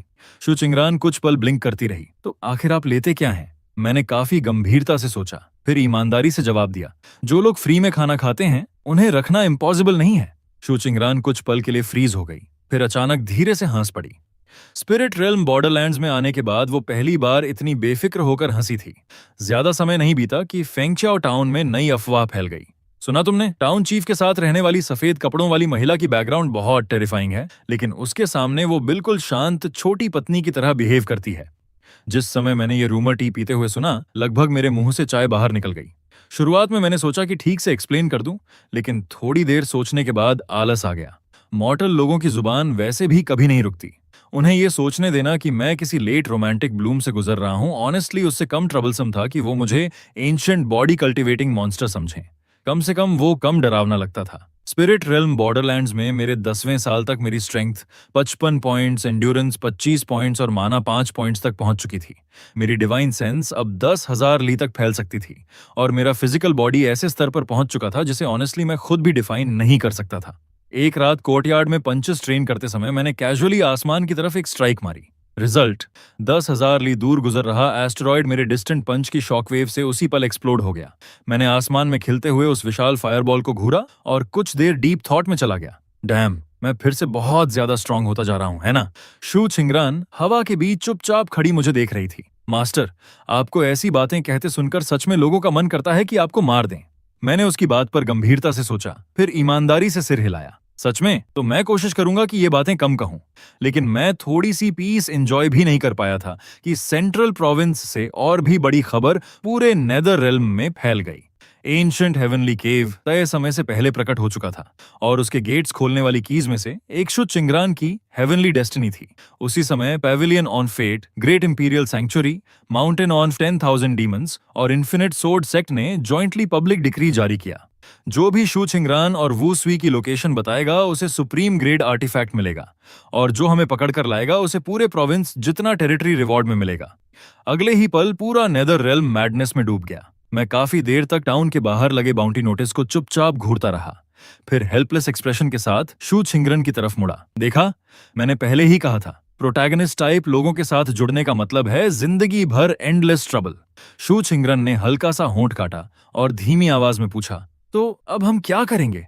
मैंने नजरें नीचे की, बाउंटी नोटिस को दीवार से फाड़ा, उसे मसल कर बॉल बनाई और कैजुअली आग में फेंक दिया। फ्लेम्स मेरी आंखों में रिफ्लेक्ट हो रही थीं और मेरे चेहरे पर ऐसी कामनेस दिख रही थी जो ऑलमोस्ट फ्राइटनिंग लग रही थी। क्या करेंगे? मैंने धीरे धीरे उठते हुए स्लीव्स से एशेस झाड़ी। अगर वो हमें ढूंढना चाहते हैं तो हम बस उन्हें ढूंढने ही नहीं देंगे। फिर मैंने शांत स्वर में कहा, हम निकल रहे हैं, बस इतना। शू छिंगरान तुरंत मेरे पीछे चल दी। मेरे एक कदम के साथ जमीन के नीचे विशाल क्रेटर फट पड़ा। शू छिंगरान की विजन ब्लर हो गई क्योंकि आसपास का सीनरी पागलों की तरह पीछे भागने लगा। सेंट्रल प्रोविंस इतना विशाल था कि ऑर्डिनरी नेदर रेल्म कल्टीवेटर्स पूरी जिंदगी पार करने में लगा देते, लेकिन मेरे लिए बस कुछ जंप्स काफी थे। आधे घंटे बाद मैं और शू छिंगरान पेविलियन ऑफ फेट के माउंटेन गेट्स के सामने खड़े थे। वहां के माउंटेन्स एंडलेस वेव्स की तरह उठते गिरते थे, जबकि ऊपर हेवनली वाटर्स में स्टार्स रिफ्लेक्ट हो रहे थे। 99 ऑब्जर्वेशन टेरेसेस क्लाउड्स के बीच तैर रहे थे, सच में इमॉर्टल्स की रेजिडेंस जैसे। माउंटेन गेट पहले से खुला हुआ था, कोई फॉर्मेशंस नहीं, कोई एम्बुश नहीं, किलिंग इंटेंट तक नहीं। सिर्फ एक सफेद बालों वाला बूढ़ा गेट के सामने अकेला हमारा इंतजार कर रहा था। शू छिंगरन ने धीरे से उसकी तरफ देखा। वो पेविलियन मास्टर है। मैंने बूढ़े को ध्यान से देखा और तुरंत महसूस किया कि वो बाकी फूल से कहीं ज्यादा प्लेजेंट था। कम से कम उसने शुरुआत धमकी देकर नहीं की। मेरे कुछ बोलने से पहले ही बूढ़ा गहराई से झुक गया। वेनरेबल वू सुई, ये बूढ़ा काफी समय से आपका इंतजार कर रहा था। मैंने शांत नजरों से उसे देखा। तुम फॉर्चून टेलर्स कैलकुलेशंस में अच्छे होते हो। अगर मेरी अराइवल प्रिडिक्ट कर ली थी तो भाग क्यों नहीं गए? बूढ़ा कड़वाहट से हंसा, क्योंकि पूरी रात कैलकुलेशन करने के बाद मुझे सिर्फ एक बात समझ आई। फिर उसने गहरी सांस छोड़ी। कोई चाहे कितना भी तेज भागे, वो ब्लेड से तेज नहीं हो सकता। अगर सरवाइव करना है तो सिर्फ बेगिंग ही ऑप्शन बचती है। मैंने हल्का सा आंखें सिकोड़ लीं। हमारे खिलाफ डिक्लेरेशन किसने प्रपोज की थी? पेविलियन मास्टर कुछ देर चुप रहा, फिर ईमानदारी से बोला, ग्रेट इंपीरियल सैंक्चुरी ने सजेस्ट किया था, माउंटेन ऑफ 10,000 डीमंस ने सपोर्ट किया, इन्फिनिट सोर्ड सेक्ट ने एग्री किया। पेविलियन ऑफ फेट को मजबूरी में शामिल होना पड़ा क्योंकि सबको विश्वास था कि मिस शू एंशिएंट रेल्म की है। फिर बूढ़े ने धीरे से सिर उठाया और बेहद कॉम्प्लिकेटेड एक्सप्रेशन के साथ मेरी तरफ देखा। मिस शू सच में कीज में से एक है, लेकिन इंपीरियल टूम के अपीयरेंस को तेजी से एक्सेलरेट करने वाली असली चीज आप हैं। शू छिंगरान का चेहरा तुरंत बदल गया, लेकिन ऑनेस्टली मुझे ज्यादा सरप्राइजेस नहीं हुआ। आगे बोलो। बूढ़े ने गहरी सांस ली। उस एंशिएंट इंपीरियल टॉम्ब में किसी एम्परर को नहीं दफनाया गया, बल्कि दूसरे वर्ल्ड से गिरे हुए एक इमॉर्टल को सील किया गया है। मरने से पहले उस इमॉर्टल ने पूरे हिडन अर्थ सी को करप्ट कर दिया था। बाद में स्पिरिट रेल्म ने मिलकर उसे सप्रेस किया और बाहर से इंपीरियल टूम सील कर दिया, मौके का इंतजार करते हुए। फिर उसका चेहरा भारी हो गया। लेकिन अब सील ढीली पड़ रही है और मुझे लगता है कि अंदर अपॉर्चुनिटी नहीं, डिजास्टर इंतजार कर रही है। डिजास्टर शब्द सुनते ही मेरा एक्सप्रेशन आखिर थोड़ा सीरियस हुआ। सील कब खुलेगी? आज रात, उसने तुरंत जवाब दिया। हिडन अर्थ सी के gate of return to the void पर। मैंने धीरे से सिर हिलाया। पेविलियन मास्टर कुछ पल झिझका, फिर बोला, फेलो डाओइस्ट वू सुई, आज रात वहां बहुत लोग होंगे। ग्रेट इंपीरियल सैंक्चुरी का मास्टर, माउंटेन ऑफ 10,000 डीमंस का लॉर्ड, इनफाइनाइट स्वॉर्ड सेक्ट का स्वॉर्ड मास्टर और काउंटलेस सालों से सिक्लूडेड एंशिएंट मॉन्स्टर्स भी आएंगे। हो सकता है वो आपके मैच ना हो, लेकिन gate of return to the void के पीछे जो छिपा है, शायद वो खुद भी नहीं जानते कि वो वास्तव में क्या है। मैंने शांत भाव से अपनी स्ट्रॉ हैट ठीक की। कोई बात नहीं, मुझे लोगों से डर नहीं लगता। फिर मैंने दूर समुद्र की तरफ देखा। मैं बस जाकर एक नजर देखूंगा। पवेलियन ऑफ फेट छोड़ने के बाद हमने समय बर्बाद नहीं किया। Hidden earth C central region के सबसे दूर किनारे पर था, ऐसी जगह जहां इटर्नल डार्कनेस के नीचे सी और स्काई एक हो जाते थे। जब तक मैं और शू चिंगरान वहां पहुंचे, रात पूरी तरह उतर चुकी थी। पूरा समुद्र एक विशाल कॉफिन की तरह शांत था। ओशन के सेंटर के ऊपर 10,000 जांग ऊंचा एंशिएंट ब्लैक गेट तैर रहा था। उसकी सरफेस पर एंशिएंट रून्स चमक रहे थे, ऐसे सिंबल्स जिन्हें अब कोई जीवित इंसान पढ़ नहीं सकता था। चारों महान फैक्शंस पहले से वहां मौजूद थे। ईस्ट में पेविलियन ऑफ फेट खड़ा था, काफी दूर, साफ एटीट्यूड के साथ कि हम बस शो देखने आए हैं। वेस्ट में ग्रेट इंपीरियल सैंक्चुरी खड़ा था, उनकी ब्लेजिंग स्पिरिचुअल एसेंस पूरे हेवेंस को रोशन कर रही थी। साउथ में इन्फिनिट सोर्ड सेक्ट जमा था, उनकी सोर्ड ऑरा आसमान को चीर रही थी और समुद्र तक काउंटलेस क्रैक्स में स्प्लिट हो रहा था। नॉर्थ में माउंटेन ऑफ 10,000 डीमंस तैर रहा था, कलरफुल बैनर्स पूरे हेवेंस में फैले थे और डिमोनिक ऑरा ने मून को ढक रखा था। इनके अलावा काउंटलेस हिडन ओल्ड मॉन्स्टर्स और वॉन्डरिंग कल्टिवेटर्स डार्कनेस में छिपे हुए थे। सब गेट खुलने का इंतजार कर रहे थे। जैसे ही मैं और शू चिंगरान वहां पहुंचे, पूरा सी इंस्टेंटली साइलेंट हो गया। हर नजर मेरी तरफ घूम गई। वो सुई आ गया। उसने सच में आने की हिम्मत की। वो मॉर्टल वर्ल्ड वाला मॉन्स्टर। देखते हैं कितनी देर तक एरोगेंट बना रहता है। सी विंड बर्फ जैसी ठंडी थी, लेकिन मैं बस सिर झुकाकर अपने पैरों के नीचे घूमते हुए ब्लैक वाटर्स को देखता रहा। शू चिंगरान ने धीरे से मेरे पास फुसफुसाया, मास्टर, इस जगह का फिंग शुए बहुत खराब है। तुम उनकी बात कर रही हो? शू चिंगरान ने मेरे पास खड़े होकर धीरे से पूछा। मैंने एंशिएंट ब्लैक गेट को घूरते हुए हल्का सा सिर हिलाया। नहीं, मैं उस चीज की बात कर रहा हूं जो उस डोर के पीछे छिपी है। उसी समय ग्रेट इंपीरियल सैंक्चुरी के कैंप से अचानक गोल्डन लाइट उठी। गोल्डन रोब्स पहने एक मिडिल एज्ड आदमी आसमान में कदम रखता हुआ ऊपर आया। उसकी ऑरा छोटे सूरज की तरह जल रही थी। हेवनली सेंटर के ग्रेट इंपीरियल सैंक्चुरी का जीबोशांग। उसकी आवाज ने पूरे हेवेंस को हिला दिया जब उसने ठंडी नजरों से मेरी तरफ देखा। वो सुई, शू चिंगरान को सौंप दो। अगर ऐसा किया तो मैं पहले हुई सारी बातों को भूल सकता हूं। मैंने कुछ पल उसे चुपचाप देखा। पूरा समुद्र शांत हो गया। फिर मैंने कामली पूछा, और तुम आखिर होते कौन हो जो मुझसे इस तरह बात कर रहे हो? जीबोशांग के माथे पर नसें उभर आईं।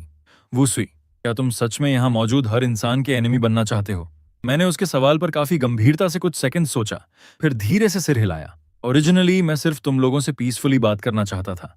फिर मैंने दोबारा उसकी तरफ देखा। लेकिन तुम लोगों का बात करने का तरीका ऑनेस्टली मेरा डिस्कशन करने का मन खत्म कर देता है। जीबोशांग गुस्से में हंसा। अच्छा, तो आज मैं खुद उस आदमी की एबिलिटीज देखूंगा जो मॉर्टल वर्ल्ड से चढ़कर आया है। उसने एक हाथ उठाया और वॉइड से एक विशाल एंशिएंट कॉल्ड्रन बाहर निकला। उसके प्रकट होते ही 1000 ली के अंदर स्पिरिचुअल एनर्जी वायलेंटली इरप्ट करने लगी, जबकि उसके प्रेशर से समुद्र की सरफेस दर्जनों जांग नीचे धंस गई। क्राउड में किसी ने शौक में चिल्लाया, हेवनली येलो कॉल्ड्रन, वो ग्रेट इंपीरियल सैंक्चुरी का ट्रू ड्रैगन आर्टिफैक्ट है। Heavenly yellow cauldron terrifying force के साथ नीचे गिरा और उस पल पूरा आसमान उसी की तरफ झुकता हुआ महसूस हुआ। लेकिन मैं बिल्कुल नहीं हिला, ना डॉज किया, ना पीछे हटा। मैंने बस एक हाथ उठाया और उस विशाल कॉल्ड्रन को एक ही पाम से पकड़ लिया। बूम! समुद्र 1000 जांग वेव्स में एक्सप्लोड हो गया, लेकिन मेरे पैर आधा इंच भी नहीं धंसे। वहां मौजूद हर कल्टीवेटर एब्सोल्यूट डिसबिलीफ में मुझे घूर रहा था, जबकि जीबोशांग का चेहरा ड्रास्टिकली बदल गया। इम्पॉसिबल! मैंने कैजुअली कॉल्ड्रन को हल्का सा उठाया, फिर सिर हिलाया। काफी भारी है। अगले ही पल मैंने धीरे धीरे अपनी उंगलियां कस दी। हेवनली येलो कॉल्ड्रन ने तुरंत तेज और दर्द भरी चीख निकाली। उसकी सरफेस पर क्रैक्स फैलने लगे और उसका आर्टिफैक्ट स्पिरिट एग्नी में चिल्लाने लगा। जीबोशांग ने खून उगला और हॉरर में चिल्लाया, रुको! मैंने उस आर्टिफैक्ट को सेंचुरीज तक सीपिक डिवाइन हैंड से रिफाइन किया है। क्रैक! हेवनली येलो कॉल्ड्रन मेरे हाथ में 4 बड़े पीसेस में टूट गया और काउंटलेस फ्रैगमेंट्स नीचे समुद्र में बारिश की तरह गिरने लगे। जीबोशांग पूरी तरह फ्रीज हो गया। दूसरी तरफ मैंने कैजुअली सबसे बड़ा बचा हुआ फ्रैगमेंट उठाया, जो उसका एक हैंडल था, और उसे स्टोरेज बैग में डाल लिया। इसे रख लेता हूं, मैंने सोचते हुए बड़बड़ाया, बाद में पानी उबालने के काम आएगा। क्राउड अभी उस शॉक से उबर भी नहीं पाया था कि इन्फिनिट सोर्ड सेक्ट की दिशा से अचानक शार्प सोर्ड बेल गूंजी। ग्रे रोब्स पहने एक बूढ़ा आदमी 10,000 फ्लाइंग सोर्ड्स के ऊपर खड़ा दिखाई दिया। उसकी मर्डरस ऑरा हेवेंस तक को चीर रही थी। बस वो ठंडी आवाज में गरजा, विक्ट्री और डिफीट इस तरह डिसाइड नहीं होती। वो इन्फिनिट सोर्ड सेक्ट का 11th सॉर्ड वेनरेबल था। उसने बिना वक्त गंवाए हाथ नीचे घुमाया। अगले ही पल 1,00,000 सोर्ड्स टोरेंशियल रेनस्टॉर्म की तरह नीचे टूट पड़ी और पूरे नाइट स्काई को दिन से ज्यादा चमका दिया। मैं वहीं खड़ा रहा। धीरे धीरे मैंने 2 फिंगर्स आगे बढ़ाई और हल्के से बंद कर ली। 1,00,000 सोर्ड्स इनविजिबल वॉल से टकराई और हवा में फ्रीज हो गईं। फिर मैंने मुट्ठी बांध ली। पूरी सोर्ड रिवर वायलेंटली कंप्रेस होने लगी। अगले सेकंड सभी सोर्ड्स मरोड़कर बने एक विशाल आयरन स्फीयर में बदल गईं, जो आसमान में तैर रहा था। 11th सॉर्ड वेनरेबल की आंखें फ्यूरी से जल उठीं, लेकिन उसके कुछ करने से पहले ही मैंने कैजुअली एक फिंगर फ्लिक की। वो जाइगैंटिक आयरन स्फीयर मीटियर की तरह वापस उड़ा। 11th सॉर्ड वेनरेबल और उसके पीछे खड़े 36 सोर्ड ब्रदर्स उसी पल ऐश बनकर एक्सप्लोड हो गए। सोर्ड कल्टिवेटर्स के पूरे कैंप पर डेड साइलेंस छा गया। तभी अचानक समुद्र के ऊपर तैरता एंशिएंट ब्लैक गेट वायलेंट तरीके से ग्लो करने लगा। शु चिंगरान का चेहरा पीला पड़ गया और वो धीरे से फुसफुसाई, मास्टर, वो आपको देख रहा है। मैंने भी महसूस किया, ये इल्यूजन नहीं था। गेट के पीछे मौजूद चीज सच में मुझे घूर रही थी। अगले ही पल बोन गेट वायलेंटली ट्रेम्बल करने लगा। गेट की क्रैक के अंदर से एक विशाल ब्लैक चेन अचानक टूट गई। वहां मौजूद हर इंसान का चेहरा बदल गया। पवेलियन मास्टर दूर से हॉरर में चिल्लाया, डिजास्टर, गेट खुल नहीं रहा, अंदर की चीज बाहर निकलने की कोशिश कर रही है। फिर गेट धीरे धीरे खुलने लगा। डार्कनेस के पीछे से एक पेल व्हाइट हैंड बाहर निकला। वो हाथ बड़ा नहीं था, ऑनेस्टली वो बिल्कुल ऑर्डिनरी लग रहा था, लेकिन जैसे ही वो दिखाई दिया, लाखों ली के अंदर सारी स्पिरिचुअल एनर्जी मर गई। सचमुच मर गई। उसने सर्कुलेट करना बंद कर दिया, सांस लेना बंद कर दिया, हर कल्टीवेटर की कमांड मानना बंद कर दिया। एक ancient great ascension monster terror में चीखा, एंसेस्टर, ये एंसेस्टर लेवल एग्जिस्टेंस है। अगले ही सेकंड उस पेल हैंड ने हल्के से नीचे दबाया। वो एंशिएंट मॉन्स्टर और उसके आसपास मौजूद सैकड़ों कल्टीवेटर्स बिना आवाज किए एशेज में बदल गए। पूरे समुद्र में तुरंत पैनिक फैल गया। जैसे जैसे गेट खुलता गया, हर फैक्शन के एरोगेंट मास्टर्स पागलों की तरह पीछे हटने लगे। कुछ ने भागने के लिए अपनी लाइफ स्पैन जला दी, कुछ ब्लड एस्केप टेक्निक्स इस्तेमाल करने लगे, कुछ तो घुटनों पर गिरकर मेसी की भीख मांगने लगे, लेकिन कोई फायदा नहीं हुआ। बोन गेट के पीछे की चीज धीरे धीरे बाहर चली आई। वो व्हाइट रोब्स पहने ह्यूमनॉइड फिगर था, जिसके शरीर पर टूटी हुई चेन्स लिपटी थीं। उसकी आंखें नहीं थीं, सिर्फ स्मूथ पेल फेस था। लेकिन जैसे ही उसने सिर उठाया, हर लिविंग बीइंग को ऐसा हॉरिफाइंग फीलिंग हुआ जैसे उसे घूरा जा रहा हो। मैंने उसे चुपचाप देखा, फिर आह भरी। ये पहली बार है जब मैंने ऐसी चीज देखी है जो मुझसे भी ज्यादा ट्रबल पैदा करती है। व्हाइट रोब्ड एंसेस्टर ने धीरे धीरे एक फिंगर उठाई और मेरी तरफ पॉइंट किया। अगले ही पल मेरे पूरे शरीर में अनप्रेसिडेंटेड डेंजर एक्सप्लोड हो गया। स्पिरिट रेल्म में आने के बाद पहली बार मुझे सच में खतरा महसूस हुआ। मेरे पैरों के नीचे का स्पेस कोलैप्स होने लगा। मेरी स्किन और ब्लड उलटी दिशा में बहने लगे। यहां तक कि शियोंग वू लॉन्जेविटी एसेंस भी मेरे अंदर अजीब बजिंग साउंड निकालने लगी, जो मैंने पहले कभी नहीं सुनी थी। मैंने नीचे अपनी आर्म की तरफ देखा। मेरी स्किन पर एक टाइनी ब्लडी क्रैक दिखाई दी। मैं उसे चुपचाप घूरता रहा, फिर बड़बड़ाया, स्पिरिट रेल्म में आने के बाद तुम पहली चीज हो जिसने मेरी स्किन तोड़ी है। ऑब्वियसली व्हाइट रोब्ड एंसेस्टर ने कोई जवाब नहीं दिया। वो बस एक और कदम आगे बढ़ा। उसी पल पूरा समुद्र एंडलेस स्टीम में इवेपोरेट हो गया। काउंटलेस कल्टीवेटर्स चीखने का मौका तक नहीं पा सके और फैलती हुई व्हाइट लाइट में एग्जिस्टेंस से इरेज हो गए पूरी तरह। व्हाइट रोब्ड एंसेस्टर पूरी तरह एंशिएंट गेट से बाहर निकल आया। हेवन और अर्थ खुद क्रैक होने लगे। आसमान के पार एक विशाल ब्लैक फिशर खुल गया, जैसे पूरा स्पिरिट रेल्म उसकी एग्जिस्टेंस से फटने वाला हो। मैंने धीरे से आसमान की उस क्रैक को देखा और बहुत लंबे समय बाद पहली बार मैं फ्राउंड, क्योंकि आखिर मुझे एक बात समझ आ गई थी। अगर ये चीज ऐसे ही रैम्पेज करती रही तो फ्यूचर में पीसफुली हाइड होने की बात छोड़ो, शायद मुझे टाउन चीफ बनकर शांत जिंदगी जीने की जगह भी ना मिले। ये सोचकर मैंने हेल्पलेस साई छोड़ी। मैं तो सच में सिर्फ पीसफुली बात करने बाहर आया था। फिर मैंने अपना माथा दबाया। हर चीज हमेशा फाइट टू द डेथ में क्यों बदल जाती है? शू चिंगरान ने अचानक मेरी तरफ देखा और धीमी आवाज में कहा, मास्टर, अगर इस बार आप जीत नहीं पाए तो पहले भाग जाइए। मैंने तुरंत उसकी तरफ मुड़कर देखा। क्या बेकार बातें कर रही हो? फिर मैंने कामली कहा, मेरा हाउस अभी भी फांक्याओ में है, टेबल लेग अब भी उसी मैप से सपोर्ट हो रही है। इतना कहकर मैंने एक कदम आगे बढ़ाया। इस बार मैंने खुद को सप्रेस करना पूरी तरह बंद कर दिया। मेरा ब्लड, मेरी स्पिरिट, मेरा फिजिकल बॉडी, जो अब इतना एब्सर्डली स्ट्रांग हो चुका था कि नेचर के लॉज तक को डिफाई करने लगा था। बूम! स्पिरिट रियलम में आने के बाद पहली बार मैंने अपनी फुल ऑरा पूरी तरह रिलीज कर दी। 1 लाख ली के अंदर माउंटेन्स और सीज साथ में कांप उठे। भागते हुए काउंटलेस कल्टिवेटर्स सिर्फ मेरी लाइफ फोर्स के प्रेशर से घुटनों पर दब गए। दूसरी तरफ व्हाइट रोब्ड एंसेस्टर के चारों तरफ लिपटी ब्रोकन चेन्स 9 विशाल ब्लैक ड्रैगन्स में बदल गईं और सीधे मेरी तरफ टूट पड़ी। मैंने कैजुअली एक हाथ उठाया और पहले ड्रैगन की गर्दन पकड़ ली, फिर उसे whip की तरह घुमाकर दूसरे ड्रैगन पर दे मारा। दूसरा ब्लैक ड्रैगन उसी इंपैक्ट से एक्सप्लोड हो गया। तीसरा ब्लैक ड्रैगन मेरे पैर के नीचे चकनाचूर हो गया। चौथा मेरी कमर के चारों तरफ लिपट गया, लेकिन आधा कसने से पहले ही मैंने उसे ब्रूट फोर्स से फाड़ दिया। दूर खड़े कल्टिवेटर्स सुन्न पड़े चेहरों और पेल एक्सप्रेशंस के साथ ये सब देख रहे थे। ये मॉन्स्टर रॉ स्ट्रेंथ से पूरी दुनिया को रिफाइन कर रहा है। आखिर ये किस तरह की एग्जिस्टेंस है? व्हाइट रोब्ड कल्टिवेटर ने आखिर अपनी असली शक्ति छिपाना बंद कर दिया। उसने एक हाथ उठाया और आसमान पर पाम स्ट्राइक मारी। अगले ही पल हेवन की क्रैक वायलेंटली फैल गई और फिशर के अंदर से काउंटलेस स्ट्रेंज ब्लैक शैडोज निकलने लगे, जैसे वो इस मौके का इस्तेमाल करके पूरे स्पिरिट रेल्म को निगल जाना चाहते हों। हर लिविंग कल्टिवेटर पैनिक में डूब गया। उनकी सोल्स तक डर से कांप उठी। उसने डायमेंशनल गेट खोल दिया। किसी ने डेस्परेट आवाज में चीखा, वो आउटसाइड वर्ल्ड की बीइंग्स को अंदर ला रहा है। आउटसाइड द वर्ल्ड शब्द सुनते ही मेरी मूवमेंट्स हल्की सी रुक गईं। अचानक मुझे पवेलियन ऑफ फेट के डिविनेशन मास्टर्स के आखिरी अधूरे शब्द याद आ गए, जो उनकी कैलकुलेशंस बैकफायर होने से पहले निकले थे। आउटसाइड द वर्ल्ड, तो उनका मतलब ये था। फाइट रोबोट कल्टिवेटर ने साफ मेरी हेजिटेशन नोटिस कर ली। अगले ही फ्लैश में वो सीधे शू चिंगरान के सामने प्रकट हुआ और उसके फोरहेड की तरफ हाथ बढ़ाया। शू चिंगरान की डेस्टिनी अपने आप काउंटलेस प्लैटिनम व्हाइट चेन्स में एक्सप्लोड हो गई और डेस्परेटली उसे रोकने लगी, लेकिन उसकी ताकत उसके सामने बहुत कमजोर थी। मेरा एक्सप्रेशन उसी पल आइस कोल्ड हो गया। तुम मौत ढूंढ रहे हो। अगले ही पल मैं गायब हो गया। नहीं, वो डिसअपीयरेंस नहीं था। मैं बस इतना तेज मूव हुआ था कि सबकी विजन का मतलब ही खत्म हो गया।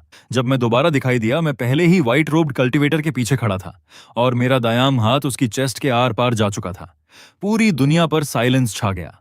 व्हाइट रोब्ड कल्टिवेटर ने धीरे से सिर नीचे किया और अपनी चेस्ट के पार निकले हुए हाथ को घूरने लगा। मेरी पाम के अंदर एक ब्लैक स्फीयर था, रात से भी ज्यादा काला। वो फ्लैश एंड ब्लड हार्ट नहीं था, बल्कि किसी एंडलेसली पल्सेटिंग कोर जैसा था। पहली बार मुझे अपनी हैंड में बर्निंग सेंसेशन महसूस हुई। साधारण हीट नहीं, बल्कि हायर लेवल एग्जिस्टेंस की शक्ति से पैदा हुई स्कॉचिंग फीलिंग। फिर भी मैंने हेजिटेशन नहीं की। मैंने अचानक अपनी फिंगर्स कस दी। बूम!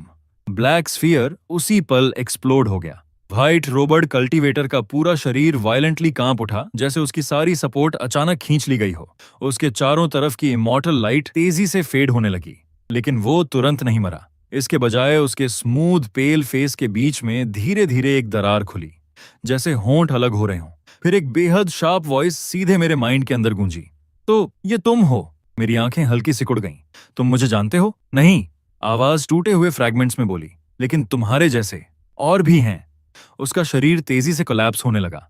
मैंने गहराई से फ्राउन किया और आगे पूछा, तुम्हारा मतलब क्या है? और फिर क्या? व्हाइट रोब्ड कल्टिवेटर काफी देर तक साइलेंट रहा, फिर आखिर सिर्फ 4 शब्द बोला, डू नॉट असेंड फर्दर। जैसे ही वो शब्द खत्म हुए, उसका पूरा शरीर ग्रे व्हाइट लाइट में बदल गया और पूरी तरह बिखर गया। उसी समय वो डायमेंशनल गेट भी धीरे धीरे खुद बंद होने लगा, जिसे उसने जबरदस्ती खोला था। आसमान और धरती आखिर अपने ओरिजिनल कलर्स में लौट आए। हर सर्वाइविंग कल्टिवेटर मुझे मोशनलेस घूर रहा था। कोई चीयर्स नहीं, कोई सेलिब्रेशन नहीं, सिर्फ फियर, गहरा इंस्टिंक्टिव फियर, क्योंकि उन्होंने अपनी आंखों से एक ऐसे आदमी को देखा था जो खुद को सिर्फ टाउन चीफ कहता था और जिसने इमॉर्टल लेवल एग्जिस्टेंस को बेयर हैंड्स से फाड़ डाला था। मैं काफी देर तक चुपचाप वहीं खड़ा रहा। फिर शू चिंगरान धीरे धीरे मेरी तरफ चली आई और सावधानी से पूछने लगी, मास्टर, आप ठीक हैं? मैंने सिर नीचे किया और अपनी पाम की तरफ देखा। उसके बीच में फेंट ग्रे व्हाइट मार्क्स बचे थे जो ब्लैक स्फीयर ने छोड़े थे। शू चिंगरान का एक्सप्रेशन तुरंत टाइट हो गया। क्या ये सीरियस है? मैंने धीरे से सिर हिलाया। ये वुंड नहीं है।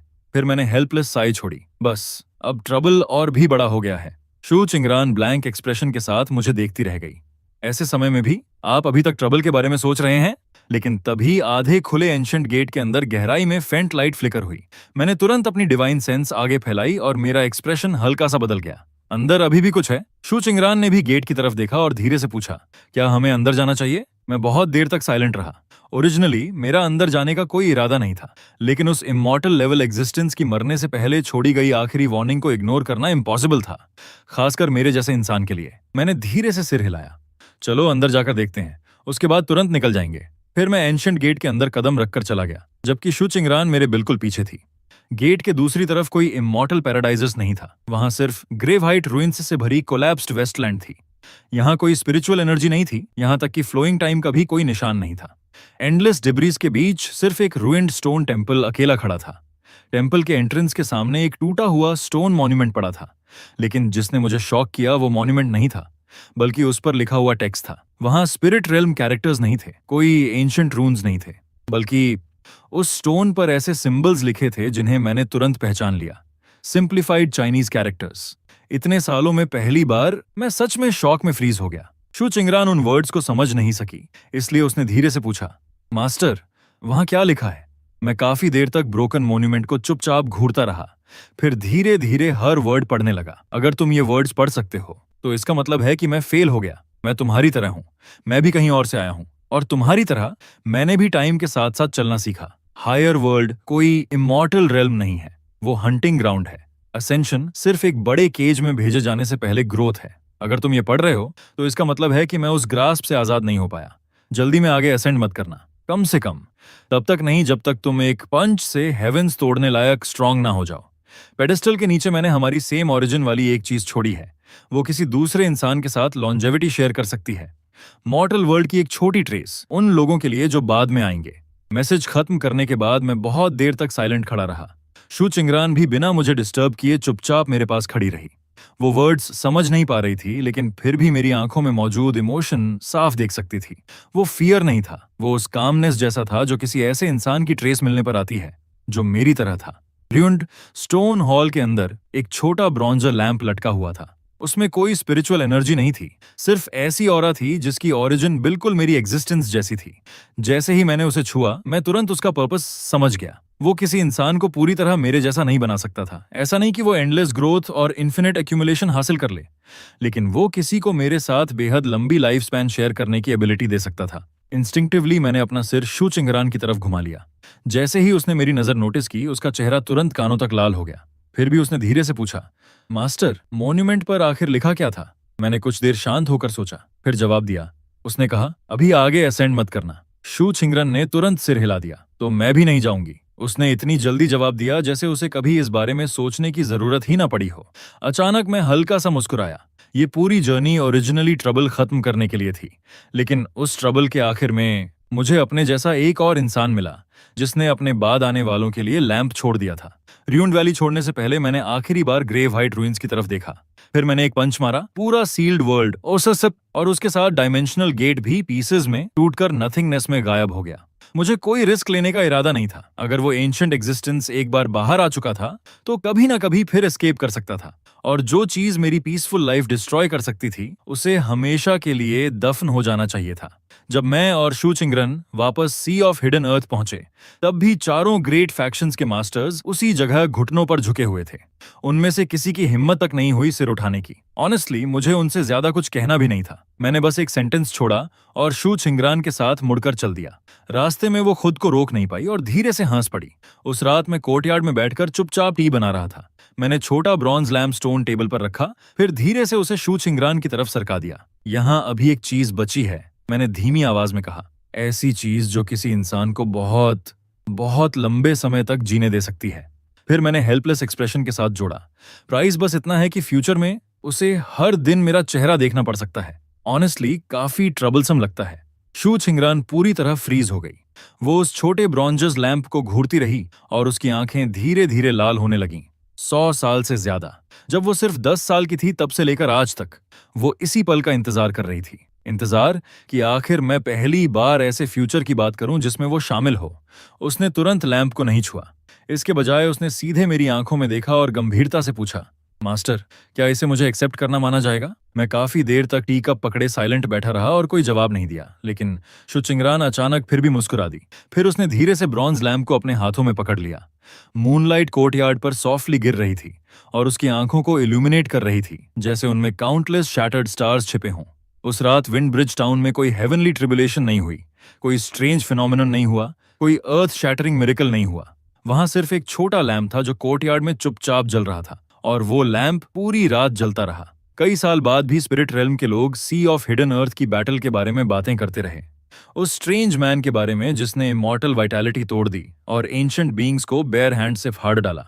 कुछ कहते थे कि मैं हायर वर्ल्ड में असेंड कर चुका हूं, कुछ मानते थे कि मैं किसी सेक्रेड लैंड में छिपा हूं, और कुछ इंसिस्ट करते थे कि मैं इंसान ही नहीं बल्कि किसी एंशंट सुप्रीम एग्जिस्टेंस का रीइंकारनेशन हूं। लेकिन कोई भी ये इमेजिन नहीं कर सकता था कि वही आदमी जिसने पूरे स्पिरिट रेल्म को टेरर में डाल दिया था, इस वक्त विंड ब्रिज टाउन में स्टोव के पास बैठा सीरियसली ये स्टडी कर रहा है कि हेवनली येलो कॉल्ड्रन के ब्रोकन हैंडल्स से पानी जल्दी कैसे उबाला जाए। दूसरी तरफ कोर्टयार्ड में शू चिंगरन सनलाइट के नीचे हर्ब्स सुखा रही थी, जबकि पास में बच्चे हंसते खेलते दौड़ रहे थे। स्टोन मॉन्यूमेंट पर लिखे कैरेक्टर्स समय के साथ धीरे धीरे फेड होने लगे थे। मैं डोरवे पर चुपचाप खड़ा ऑर्डिनरी मॉर्टल लाइफ को अनफोल्ड होते देख रहा था, और अचानक मुझे महसूस हुआ कि शायद चीजें ऐसे ही परफेक्टली फाइन हैं। शायद एक दिन मैं सच में ऊपर के हेवेंस को फाड़ दूंगा, लेकिन आज नहीं। आज मैं सिर्फ एक विलेज चीफ था जो नेबर्स, सबॉर्डिनेट्स और इस बात की चिंता कर रहा था कि किसका चिकन फिर किसी और के कोर्टयार्ड में घुस गया। इनविंसिबिलिटी, इमॉर्टैलिटी, वर्ल्ड्स के पार छिपे सीक्रेट्स, ये सब बाद में भी इंतजार कर सकते थे। आखिर मेरे पास बहुत समय था, और इस बार मैं अकेला नहीं था।